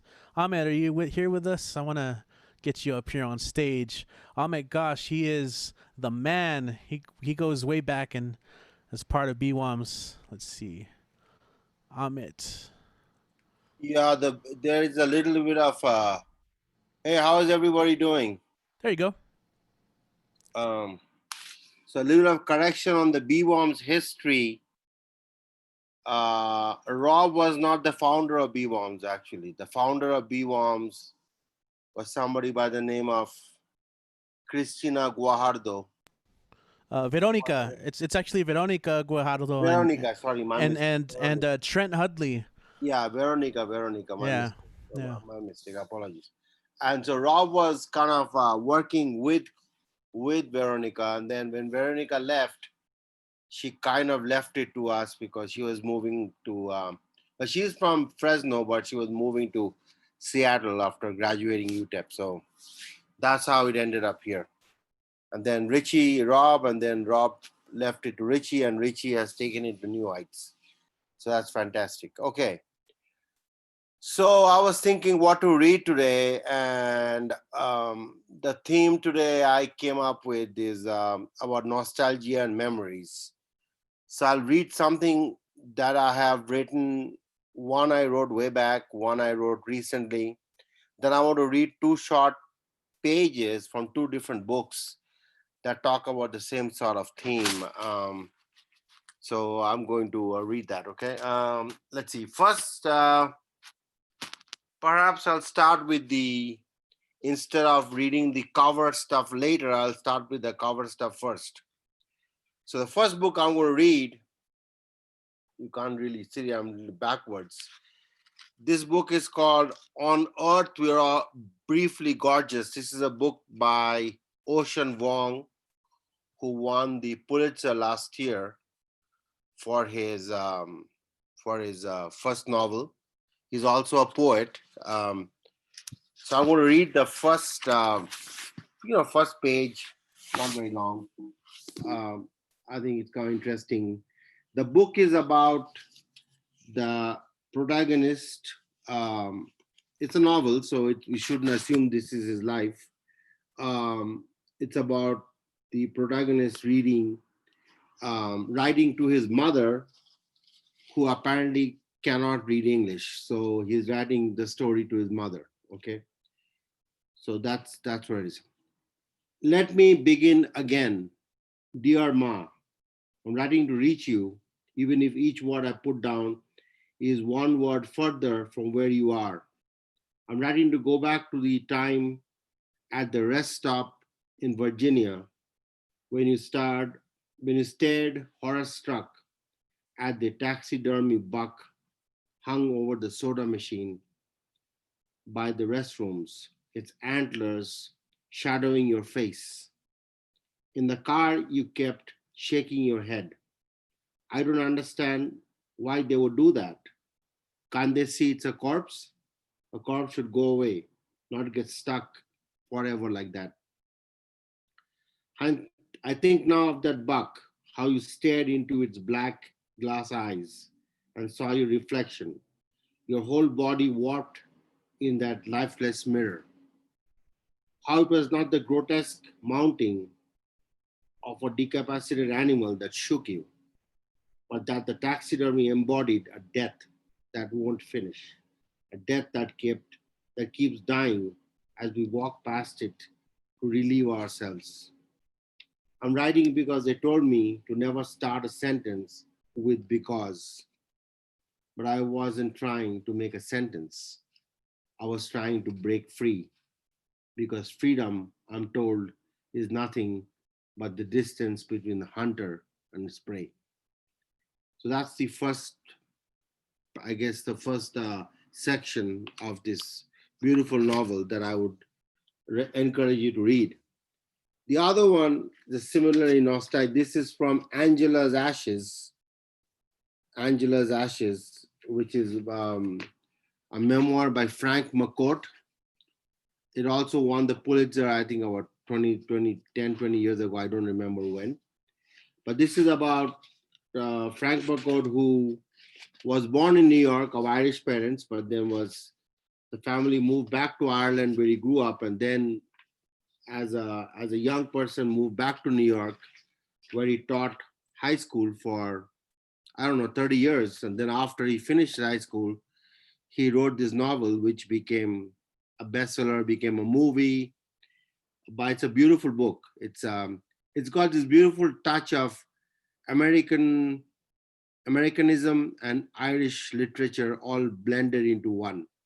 And I think it's a fantastic, fantastic work. So I'll read the first section of it again. It's a very short one. My father and mother should have stayed in New York where they met and married and where I was born. Instead, they returned to Ireland when I was 4. My brother Malaki 3, the twins Oliver and Eugene, barely 1, and my sister Margaret, dead and gone. When I look back on my childhood, I wonder how I survived it all. It was, of course, a miserable childhood. The happy childhood is hardly worth your while. Worse than the ordinary miserable childhood is a miserable Irish childhood, and worse yet is a miserable Irish Catholic childhood. People everywhere brag and whimper about the woes of their early years, but nothing can compare with the Irish version. The poverty, the shiftless, loquacious alcoholic father, the pious defeated mother, mourning by the fire, pompous priests bullying schoolmasters and the English, and the horrible things they did to us for 800 long years. Above all, we were wet. Out in the Atlantic Ocean, great sheets of rain gathered to drift slowly up the River Shannon and settle forever in Limerick. The rain dampened the city from the feast of the circumcision to New Year's Eve. It created a cacophony of hacking coughs, bronchial rattles, asthmatic, whereas consonant croaks. It turned noses into fountains, lungs into bacterial sponges. It provoked cures galore to ease the cataract, your boiled onion in milk, blackened with pepper. For the congested passages, you made a paste of boiled flour and nettles, wrapped it in a rag and slapped it sizzling on the chest. From October to April, the walls of Limerick glistened with the damp. Clothes never dried. Tweed and woolen coats housed living things, sometimes sprouting mysterious vegetations. In pubs, steam rose from damp bodies and garments to be inhaled with cigarettes and pipe smoke laced with the stale fumes of spilled sprout and whiskey and tinged with the odor of piss, wafting in from the outdoor jakes where many a man puked by his week's wages.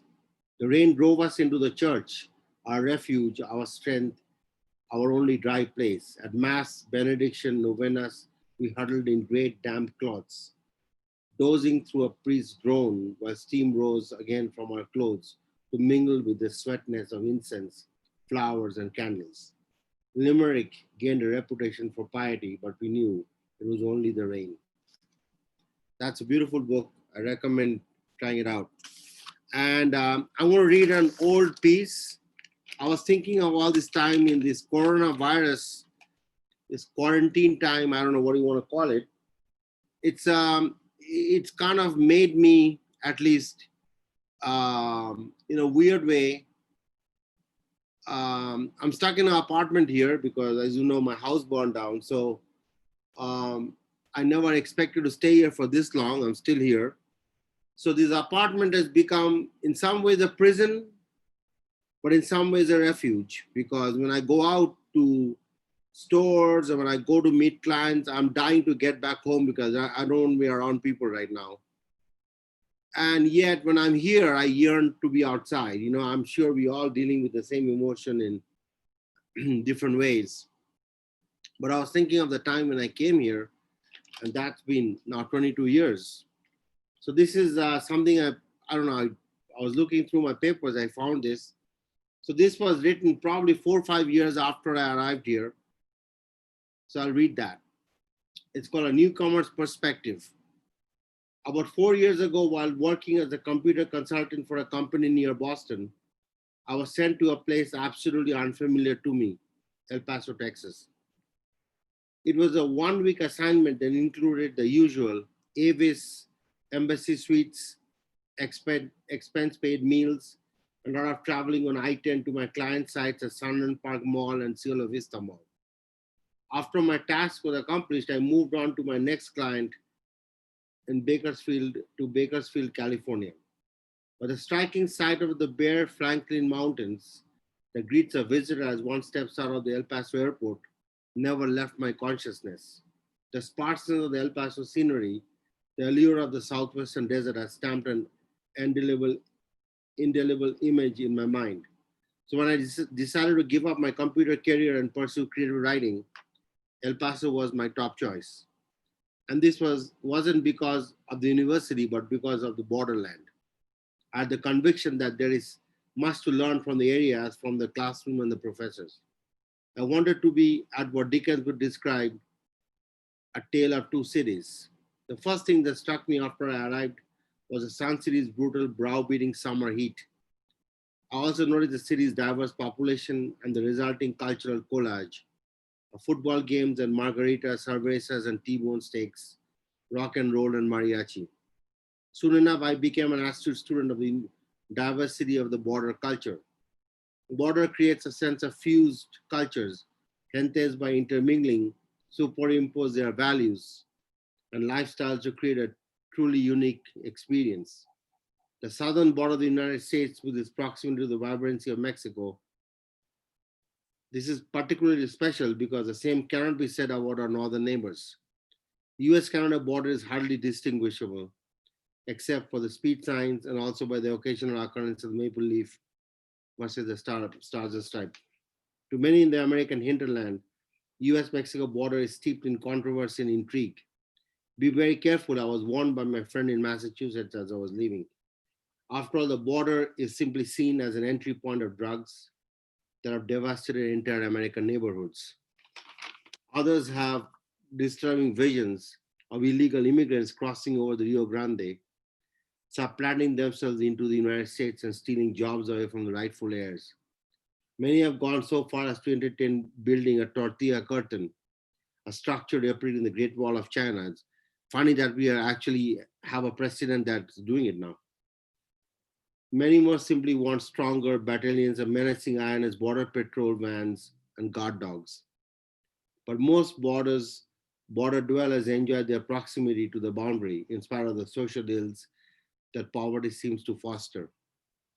They are willing to somewhat surrender their comfort zone in the pursuit of the pristine American life. And for persons with anthropological and cultural interests, this is a vast arena of human experience worth observing, in fact, celebrating.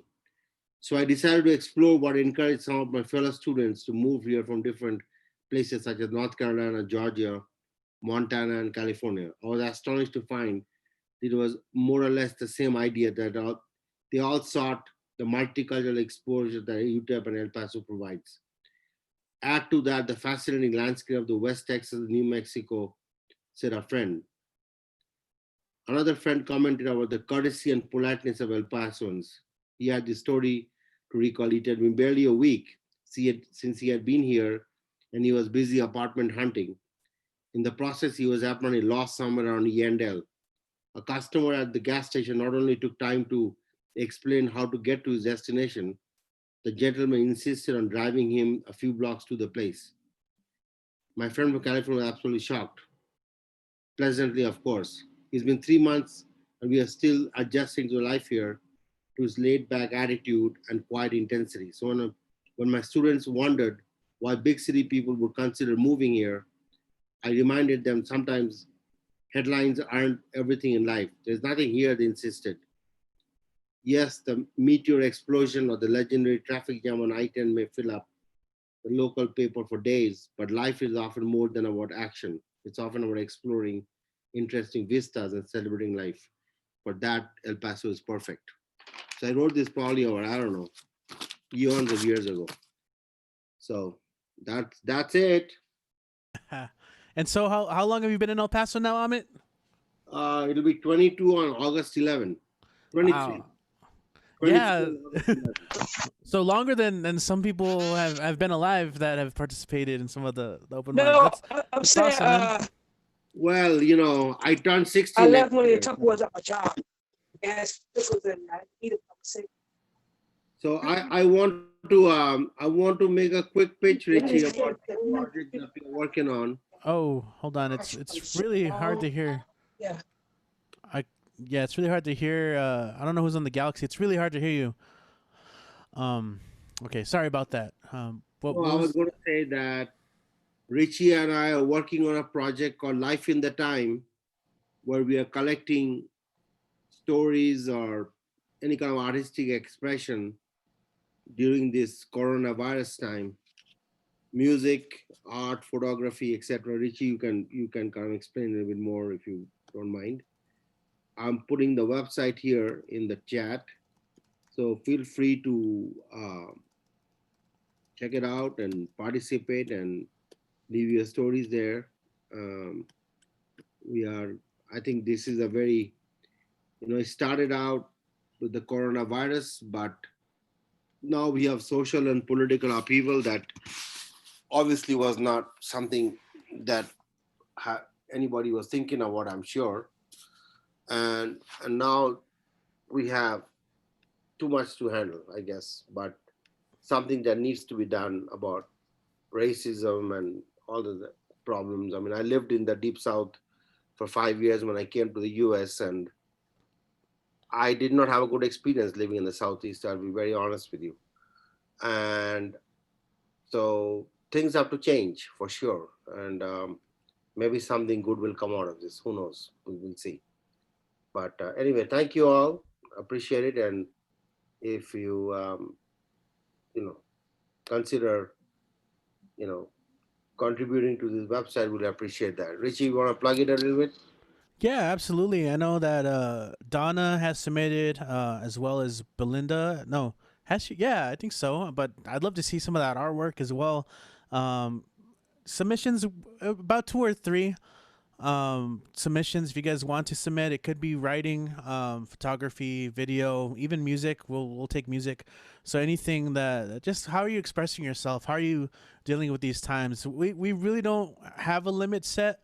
Just, we probably won't publish like 10 in a row, just so we can have other people showing on there. And so yeah, I run that. Just make sure to use the submission form. Just go to lifeinthetime.com. Pretty straightforward. There's a submission form. Make sure you attach everything that you need to attach, and we'd love to hear from you guys. Yeah, thanks Amit for that as well. We'll always promote that. I would say this is almost yeah, Donna was one of our first submissions, so yes, Donna, thank you that out. Yeah, always appreciated. Yeah, go check it out. It's a lot of everybody here is welcome. Please consider that. Yeah, absolutely. And it's what the cool thing is, it's not just El Paso people. This is taken off and it's actually very global. We have people that have submitted from all over the world, and you can actually check those tags.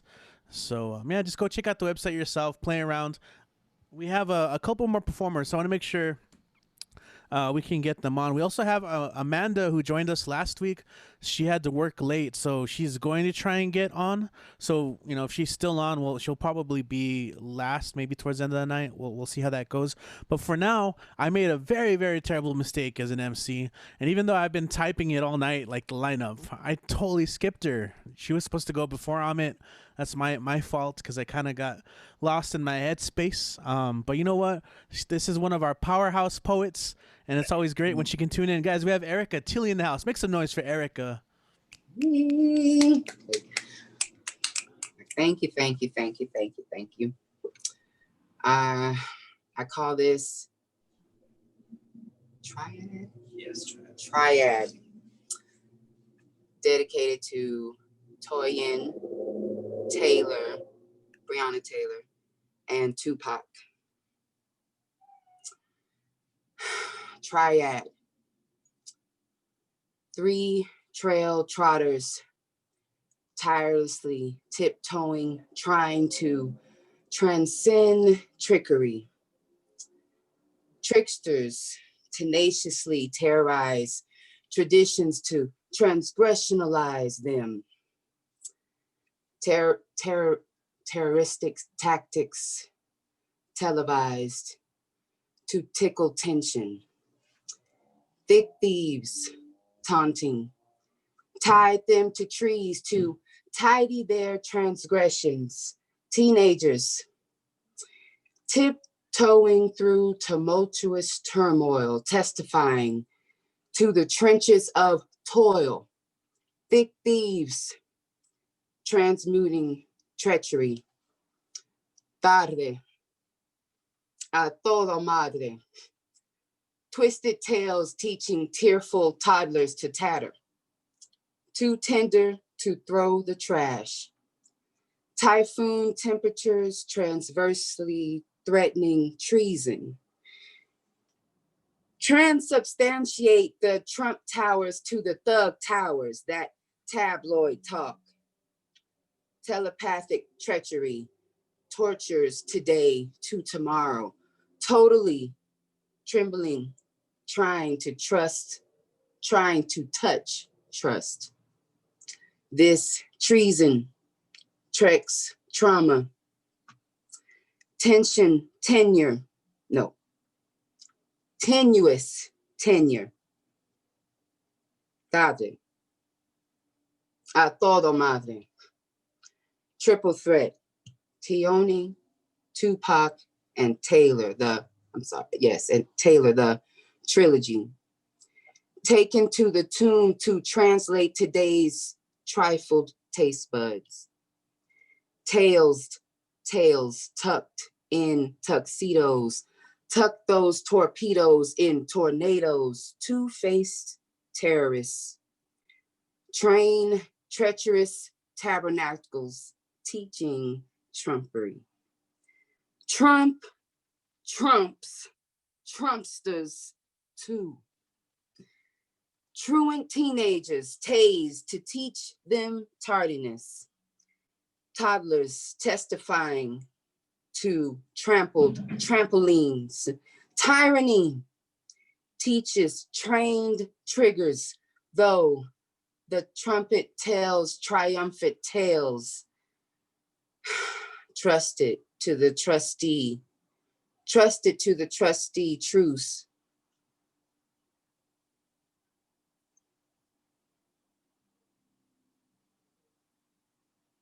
Trusted to transmit truth to those that take the time. True, tantalizing transformation takes talent. Trotting tenaciously to tackle trampled treads, tearing tank tops, testifying to trickery. Took 3 torches that torched through and through. Temptation, test, temptation, tests, tried theories, tweakers, taste, the temptress, theatric temptresses, temporize, teleprompters, televise, tailored tactics, taking tallies of the fatalities. These Trumpsters taunt the tenants too, teach thrashing to the troops. Then the Tyrannosaurus Rex thunders, tumbles tall timbers through the trenches. The pterodactyl thwarts the tropics topically. Treacherous taxation to the trustee. Trim the trash, talk, and tell the truth. Train trolleys trail the tracks trustingly. This thespian's tattletales triumphantly tarnish tomorrow's tribulations. Tipsy tyrants tip tenderly. Tension tilts tall tents. Teach the teenagers the thin thickens to time. Toothpaste to the toothless. Teeth tell truths. Transparently taboo. Tarde. Todo madre. Tick-tocking towards togetherness. Topsy-turvy times transverse the treacherous treaty. Tears de tierra to territorial tar. Taking time to talk triumphantly to the trampled three. Tupac, Taylor, Toyoni. Tupac, Taylor, Tony. Tupac, Taylor, Toyney. Tupac's testimonials tailored to the times. Therapeutically transmuting and teaching tranquility. Tranquility tends to those that turn towards the trajectory. Amen.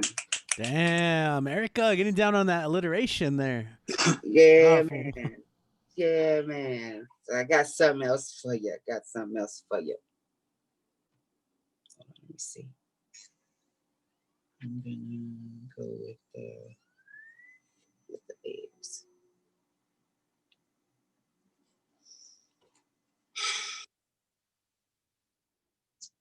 Interracial love.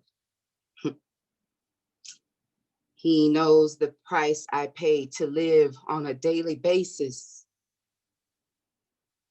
He is aware of the risk I take by simply being me. He ignores the hurtful stare intending to cause discord. He knows I love and he loves me. We are a contrasting pair. His long hair surpassing my fade. I'm 5'8", he's 5'3". He keeps a continual smile on me. I stay happy. He loves me. His straight hair, salt and peppered to perfection.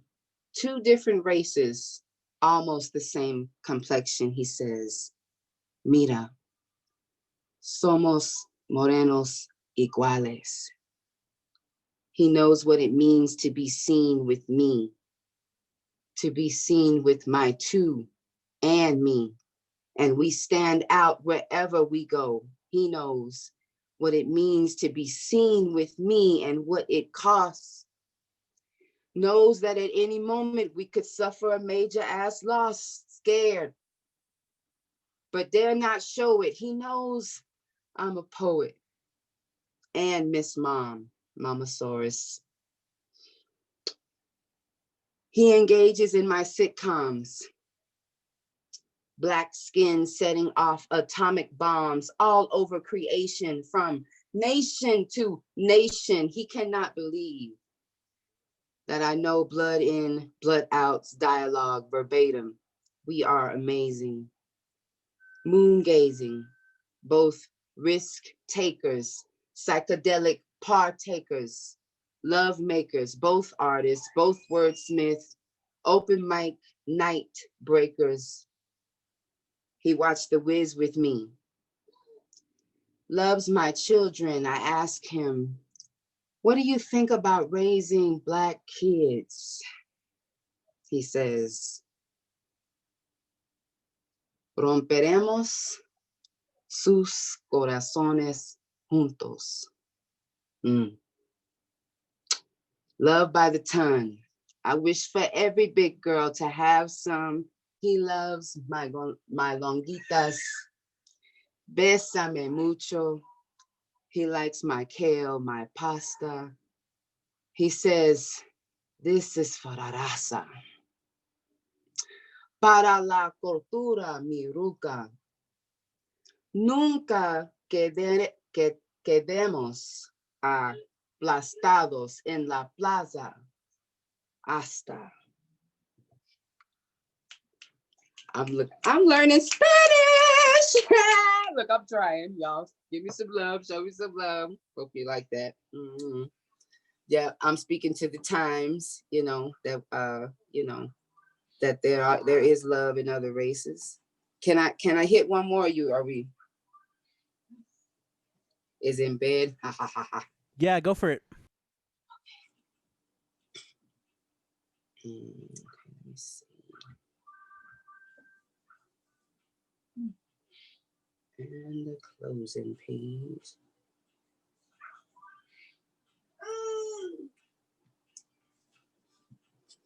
Babes, close the door. Sorry. All right, come on.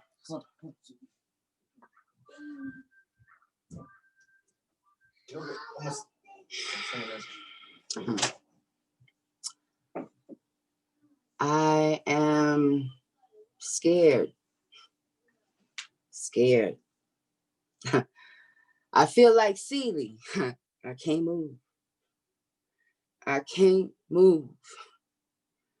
Keeping the windows closed and the blinds shut, staying out of unjust way. I want to go out. I want to go put my piece of equity back into the economy. I am honestly terrified of being terrorized by a cop stopping me. That car has not left the shade in 3 days, stopping me. With my children at their mercy, stopping me in my pursuit to Mecca. I had forgotten I was the condemned Black thanks to the pandemic. Busy mastering the new mask and glove trends. So who distracted who? And what came from where? Just a plan to stand against rights that come with being non-Black. So we're out here under the street lights, not giving a fuck, tearing shit up for minuscule mobility towards equality. Civil rights, flashing lights, they flicker, flickering change, death for change, death for change. The entire world is in an uproar. Daily fatality scores continue to rise. Shit, I just want to make it home tonight. Thank y'all, man. Damn, I needed that. Really good. Oh, I needed to share that. Really Thank you good. so much for listening. Beautiful, Erica. I'm glad you found your way here tonight. Yeah. Thank you, Erica. Really, truly Thank you. appreciate it. And It's nice, Erica. and getting Thank to you share so your much. words. You okay? I miss y'all so much. It's Yeah. just to be able to share, man. I miss y'all. You gotta, yeah, we definitely miss being able to see each other and communicate. So it really means a lot that sometimes we can still get together like this, even if it's something. Do you have anything you'd like to promote while you're I here? am officially typing up these poems to put to a book. Okay. I'm attracting, I'm trying to, find a publishing company, whatever, but I'm getting myself ready for my opportunity. Amen. It's not a big old bunch of pages no more. It's organized. Yeah, I feel that. Yeah. I want that for me this year. So be on the lookout for that. If you can help me in any way, if you know anything in that way, I would appreciate that. I want to be a part of the Tumble Words. I'd love to host one time. I want to throw that out there. I never got to go, now that I got a car, I can't go. So Yeah. anyway, but but yeah, I want to be a part. I need to be a part. So thank you. Yeah, I feel that. Best of luck, and definitely if you have any contacts, send her away. Yeah, beautiful, Erica. Getting lots of love on the Zoom chat as well as the YouTube chat. Yeah, and also, yeah, hit up Donna. I know we can. I'm gonna hit you up, Miss Donna. I bet a friend. I'm gonna hit you up, Miss Donna Sider. Yes, ma'am. Write your name down. Yes, Yeah, ma'am. I'll find you. Yeah, you guys can find each other on Facebook. I can even just try and tag you guys together on a post. But yeah, it's just your names. So check it out. We have 2 more performers. In fact, we just had Amanda Wilson, who was here last week. She just got out of work. She's super tired. But I know we have Brittany too. So we're gonna have Brittany do a quick set, and then we'll have Amanda share a couple poems if you're still for it. Because I know you're probably tired. You've been working. You probably want to eat. So if you want to just chill out, we got Brittany, and then we'll bring you on, Amanda. And once again, thanks for tuning in, guys. Stay at home, open mic. Follow us on Facebook, and we put up our sign up sheet during the week. That way, so you can go on ahead of time. So, Brittany, are you here with us? Let's see. I know you've been here most of the time. Yeah, my bad. Okay. Sorry. So I really set it up right now. I'm in my car. I was waiting forever. Yeah, but thank you, Richie. Thank you guys for having me. So I'm a comedian. I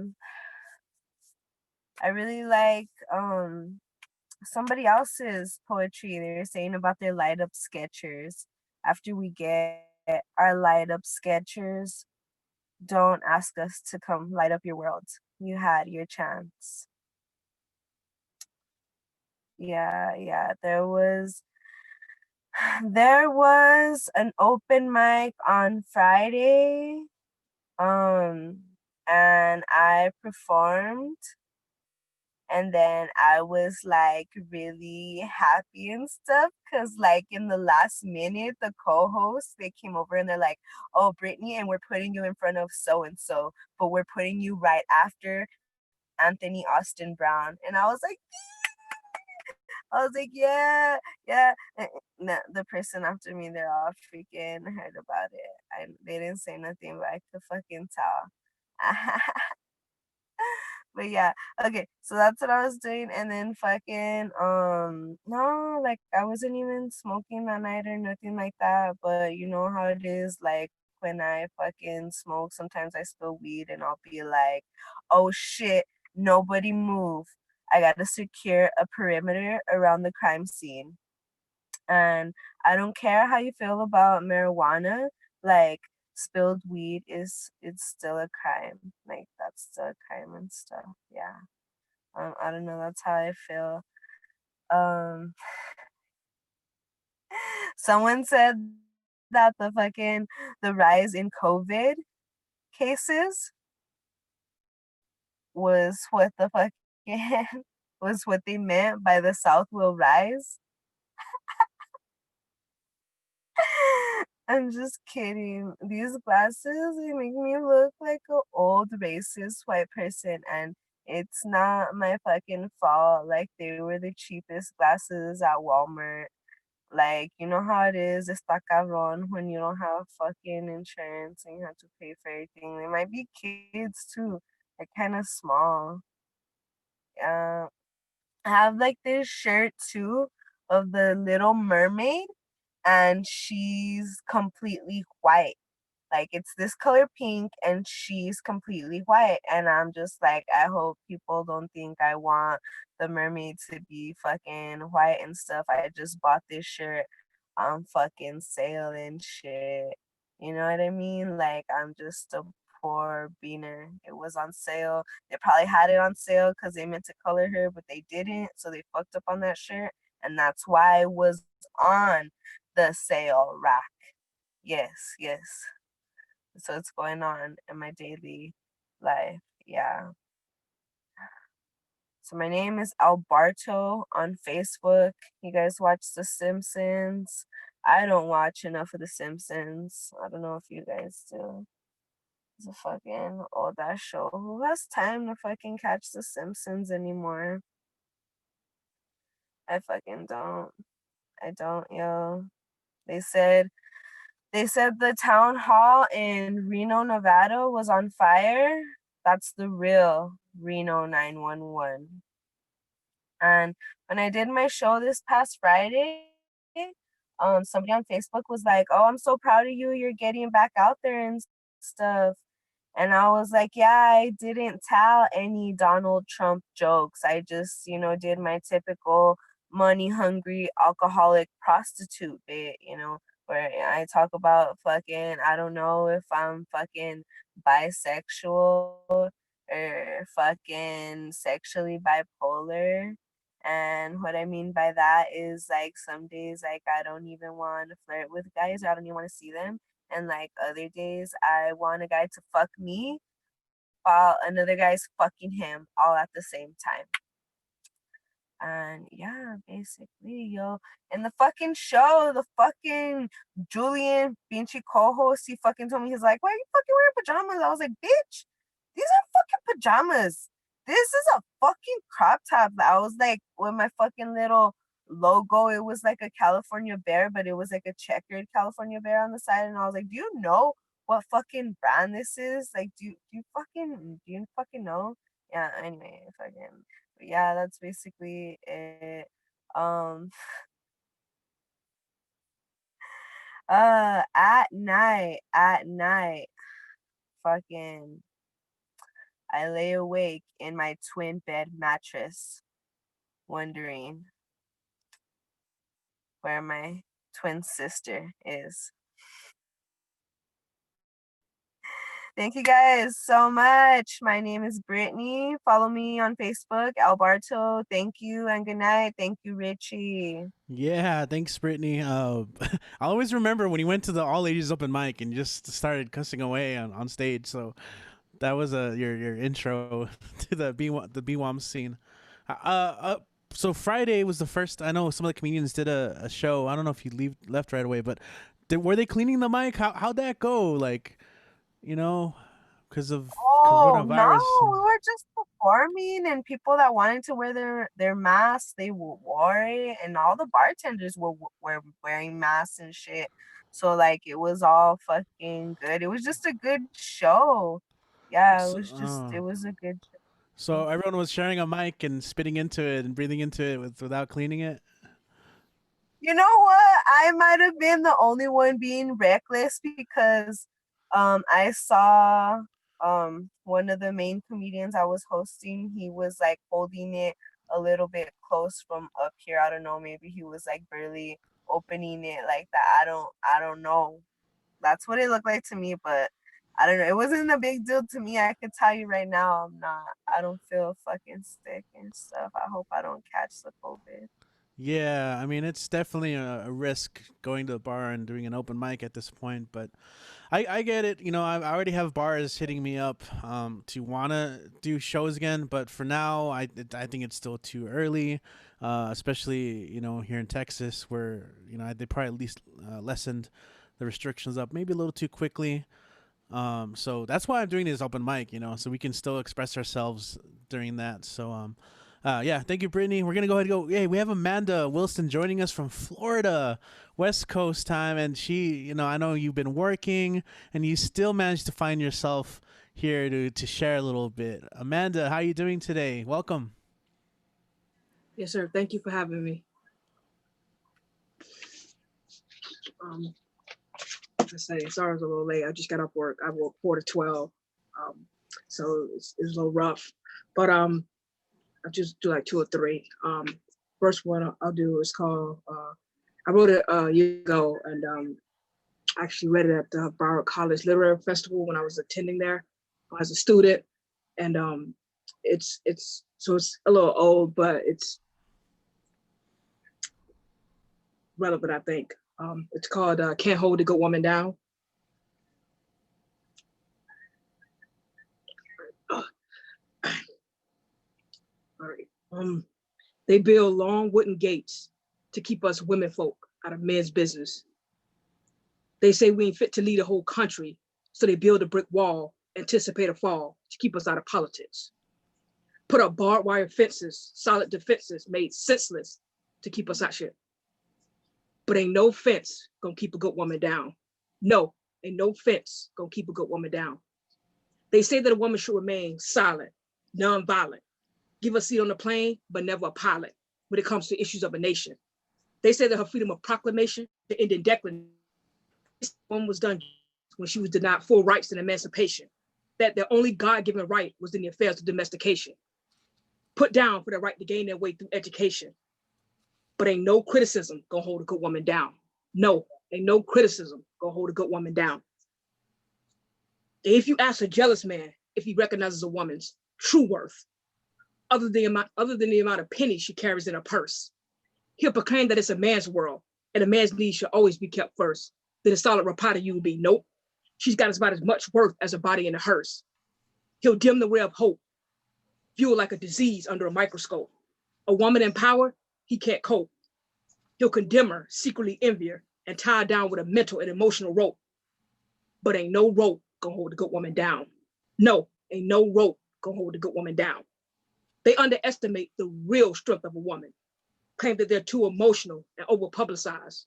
Give her a little room to grow, she's penalized, victimized in the public eyes by ego, testosterone, and masculinity.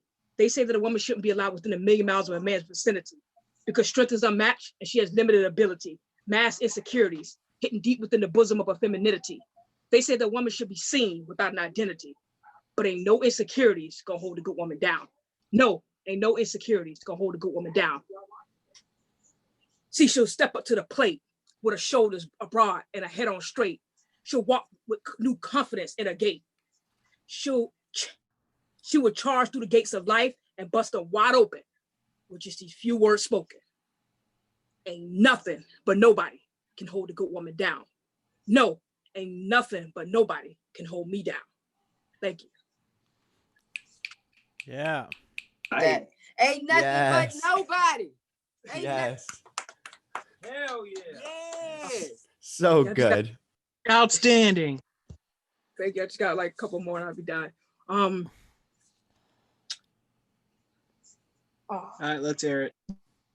I just don't have any titles. I stopped years ago titling my stuff, but this is something new I wrote like maybe a month ago. New shit. Yeah, it's kind of one of those, just like it just goes, flows. The tempo is kind of, it flows, just goes. So try to slow it down, but it goes. I want that agape love. I want that get up in the middle of the night after working all night, know she's back to health type love. I want that deep stare into each other's eyes until our pupils dilate type love. I need that slow courtship, get to know you so deep, come to the house to meet my parents, ask permission to date me type love. I need that heart soften to turn a shoe into a gem type love. I need that bond so deep we don't need a ring or a tattoo to display the depths of our connection type love. I need that seed implanted in the mental, so no matter how far apart we are, you are in my head 24/7, 365 type love. I want that sing off key in public, don't care if there's music or people staring, serenade my being until I'm putty in your hands type love. I want that straddle me fit like a lock and key, tight like a hand to a glove type love. I need that nonverbal, don't need No need my lip, don't need words, thoughts fly out to you like the silent wing of a bird. You know what's in my heart before my lips form the words to speak them type love. I want that transcending metaphor, rhythmic love, the kind that makes you get lost in another universe through kisses and passion. When you open up your eyes, you realize that the reality you've been living in is actually in the universe type love. I want that 100-100 when I'm down or struggling, you pour 80-20 type love. I want that Whitney, Bobby, Will, Jada, longevity and flaws. Let's make it work. We ain't giving up ever over perfection type love.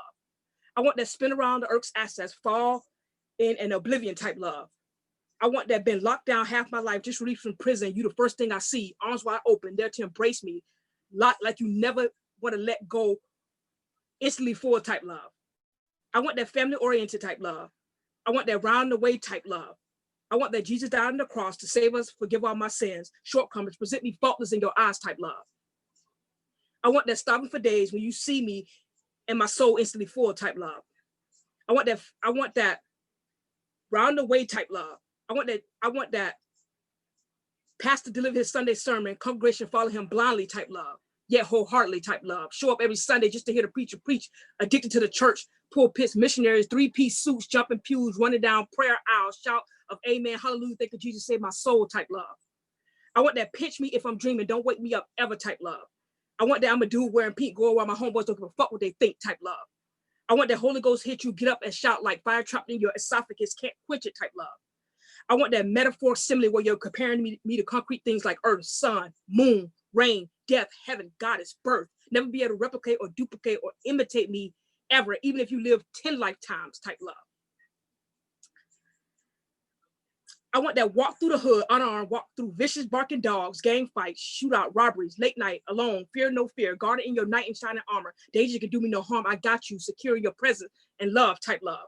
I need that Moses speak to the Red Sea and part ways type love. I need that queen bee work at the hive, make honey together, drip from the lips, tips of my lips, make love to my brain, long before my hands or ego touch my body, soul to soul, ghetto love, poetry in motion, Karma Sutra, breaking television set, project love, give new meaning to the transition, Webster's Dictionary on love, soul, connection, heart, being, planet, metaphysical, and transcendent type love. Indescribable, undeniable, underlying, unrelenting, untamed type love. That agape love. I want that agape love. I need that agape love. Bleed it to me. Thank you.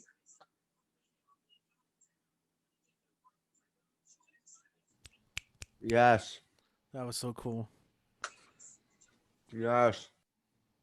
And, it's my last one. Is it's called Imagining Infertility. Wrote it like years ago, like in 2011. There were years of pre-quarter fumbling to insert springy diaphragm phallic latex trampoline in the silence of the metaphor womb. When I traveled north to pursue a love, a same-sex love, my mother never sent a word of regard to me, only implicit boxes of KY and jelly and condoms, implying that a man is a cure to my infertility. She somehow imagined us through her religious microscope, us verbally couple of birth of incest and intercourse that would be death into my homosexual tendencies. Those spermicidal tubes seemed to last for a lifetime until I finally burst the reality of that dream by disposing away with the remaining few masculine parts that were left inside my mental placenta many, many moons ago. 18 years of age and abstinence left me skeptical as if my body still worked. I questioned the essence of my true anatomy as a woman. Virginity weaved itself into my vaginal heartbeat. I wonder if the worration of making my body mentally conceive wreaks havoc on my physical ability to conceive life. My ability to endure basal temperature graph, thermometer inserts in my mouth, testing my body's will to shelter a fetus. Name books left half open, restless nights, endless cries, long days, curious eyes, testing thin like milk-like secretions that invade my fallopian tubes. The monthly melancholy of mental menstrual blood dried permanently on the crotch of my 3-month-old stained panties as my biological clock keeps ticking down, equivalent to a time bomb. Shattered images of motherhood hidden safely behind the smiles of my 4 little nephews, posing for portraits of my biological substitutes for lack of feminine capacity and ovaries working undertime. No haste, no rhyme scheme that could ever render a justification for the significance of my life. My DNA line stops with me. The absence of passion for the little girl playing at the picnic, knowing not my own, but deep down feeling like my own, as my post-biological clock winds down in the background. I'm just imagining infertility. Thank you. Yeah, Fucking Amanda. blessing. So good. Yes. Thank you, guys. I'm good. Amazing. I'm glad you made it. I was worried, you know, like. Yeah, thank you so much, Richard, for waiting for me. I appreciate it. I'm so humble. Thank you guys. Thank you guys. Thank you. How can we follow you? How can we connect with you? You know, like anyone who's watching or listening. Just if you go to Facebook, it's Amanda Wilson. It's same on Instagram. Just type in my name, I should pop up. Yeah. Amanda Wilson. Well, I tried to find you on Facebook from Daytona, no match. I should be there. Instagram as well. If you go to Instagram, I'm frequently. Yeah, you have to type recreate. it down in the chat, please. You have to recreate the profile picture for us. You know, are you doing like one of these or one of, you know? I'll do one of these. All right. Thank you guys for allowing me to come on. Thank you, Richard, for waiting for me. I appreciate it. For sure. Yeah, I'm glad. It's important to me to get on. I just wanted to get on. Yeah, absolutely. So yeah, I'm so happy you could make it. Thank you, Nico. I love him. Oh my God, thank you. I appreciate you connecting with me. I appreciate. He's encouraged me so much. I appreciate it. Yes, that's awesome. Yeah, and also you bring like the support. That's something I also like to see. You have your last week your brother joined in on the chat, which was really cool, and I know you had friends and family probably tuning in. I'm looking at the live chat right now, so I want to give a shout out to Kyla and Monica joining in. Of course, Sandy's there. So yeah, shout out to YouTube for everyone who's been tuning in. We do have a couple more. So just kind of a heads up. The way I do this is on social media I put on a sign up sheet. So if you guys want to perform, just sign up. I gotta ask really quick since you're here. I see Mark Pumphrey's here. Hello, how you doing, Mark? You can just wait. I don't know if you wanted. Did you want to read something, or were you here just to listen? Just to listen? Yeah, I enjoyed listening today. Okay. Yeah. Well, Mark is an excellent writer. He's also part of Tumble Words. You can catch him there. So I do appreciate everyone who just tunes in and supports and follows. So, but if you ever do feel the fire within and you want to share some words, this place is always available for you guys, whether it be online or the stage. But let's see. So I know Nico, I think he wanted to share one more piece to close out the night. Yay, Nico. Oh, cool. So like, cover poems. Keep that thing. So I was going to pick one of two poems, and my Spanish is really bad, but I think I want to do this. No, I'm not going to do that. So I was going to read the Pablo Neruda poem that ends with Yo quiero hacer contigo lo que la primavera hace con los cerezos, but my Spanish is not that bad. It's not very good, and I said that really fast. So I'm going to share. So it goes without saying that I didn't get to go into very much how I got into the song. And by the way, I listened to it again, and it didn't come out very well on the YouTube. So if you want to check it out, that's SoundCloud, Nico Kim. Let me see you. But the inspiration of that song is like the same inspiration of when I wrote my first poem, and that was back in like 4th grade. And I was playing with my dog, and my dog is a very fluffy dog. She's a husky, and I was trying to just grab her. It's like, let me see you. So that's where that song came from. And then of course, listening or thinking of like feelings for my fiance. I'm not going to go in there, but the point is so as a child, I started reading poetry as a young child, and Edgar Allan Poe, without a doubt, is the meme smith, the greatest poet that ever existed, in my opinion. I mean, among his poetry he wrote, he's the father of the detective fiction. So to celebrate my favorite poet, I'm going to say the poem, The Conqueror Worm, my favorite poem, and honestly his greatest poem. Fight me. The Conqueror Worm. Lo, 'tis a gala night within the lonesome latter years. An angel throng, bewinged, bedight in veils and drowned in tears, sit in a theater to see a play of hope and fears, while the orchestra breathes fitfully the music of the spheres.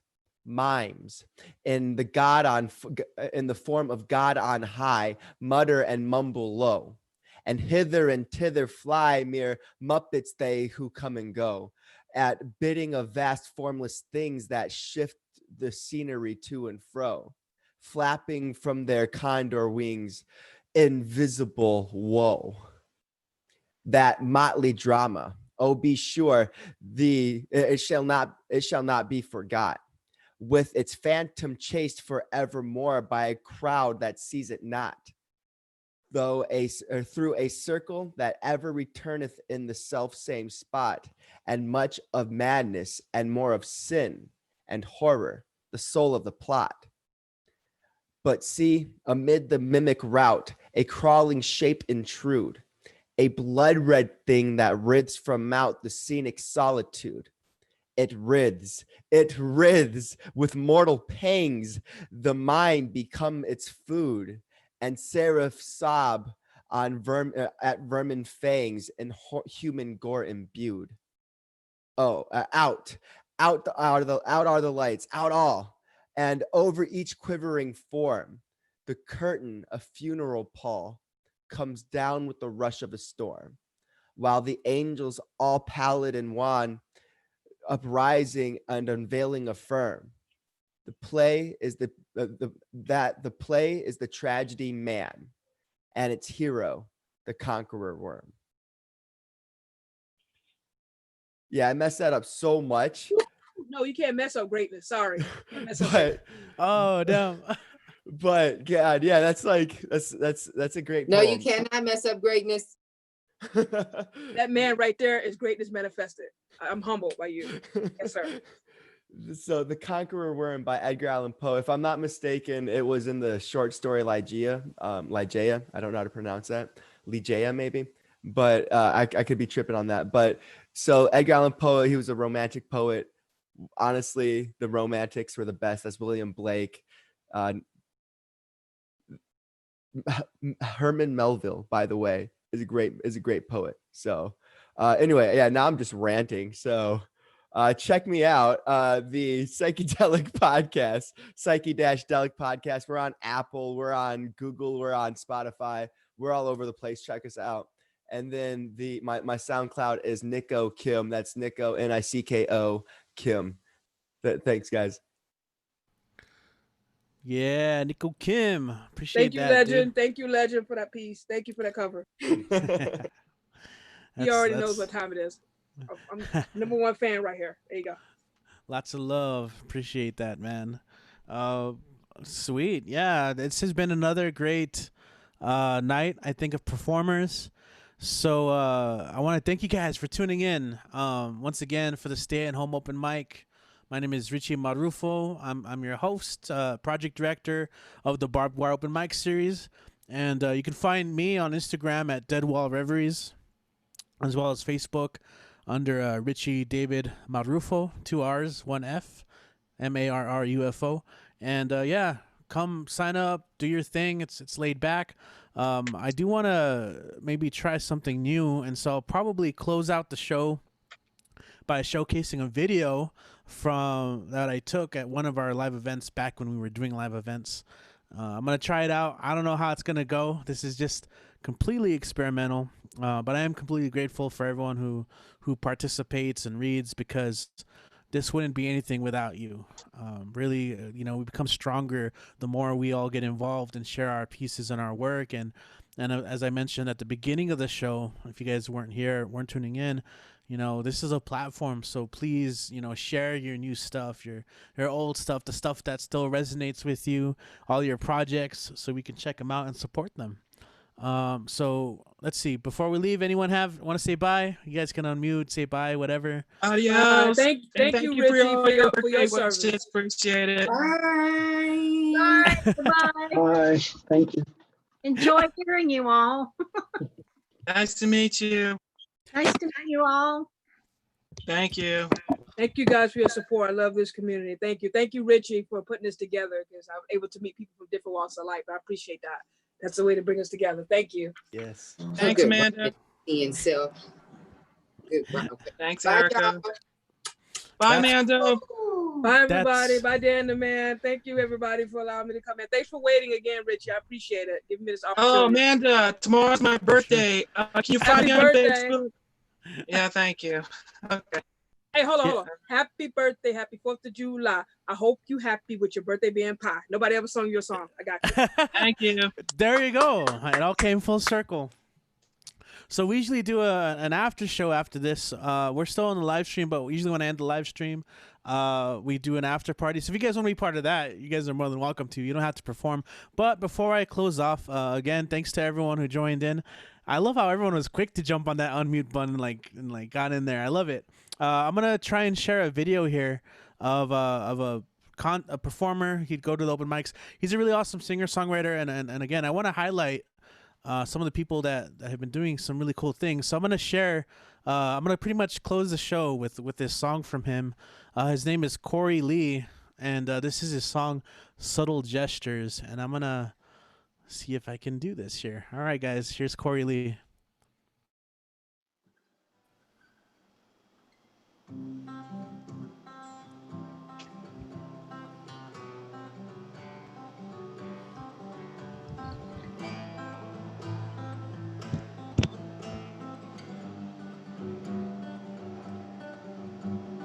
Hold on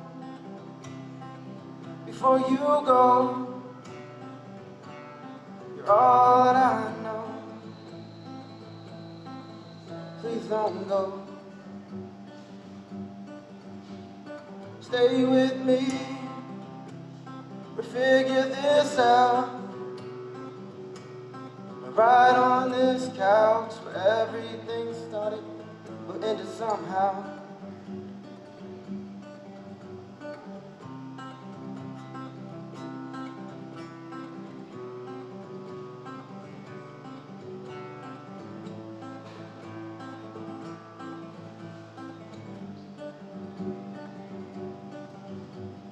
Late nights are no more. No trip to the store, 'cause we stayed up late, but ended up bored. Memories are fading right now. I lost the sight of your face, but the smell of your hair lingers around.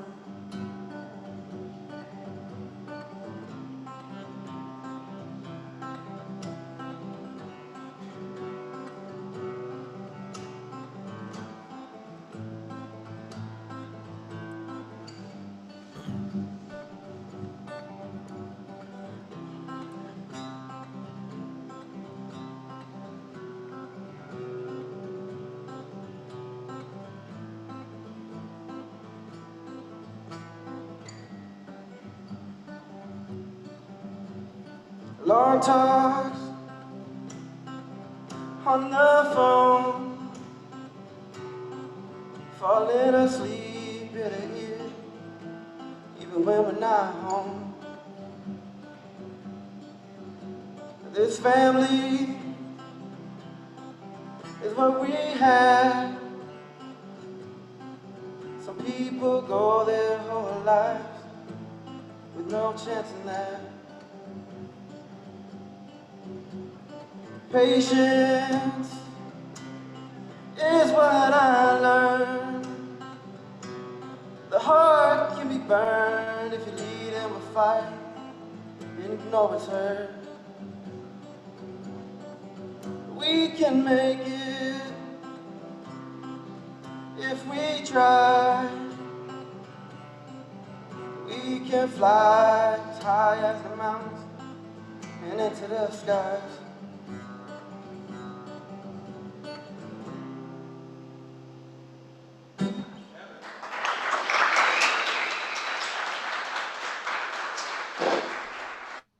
All right. Corey Lee performing at Fahrenheit 180. And they're open again. So if you guys want to get some coffee, they're over there right across the Don Haskins Center on Mesa. For the Barbed Open Mic series, I want to thank you guys for tuning in. We're going to go ahead and stop the stream. If you're watching push like on YouTube, subscribe so you can be kept up to date for future shows and content. Actually, that performance is available on our YouTube channel as well as our Facebook and Instagram pages. So show some love. We have a lot of performer showcases on there. So open mic, you guys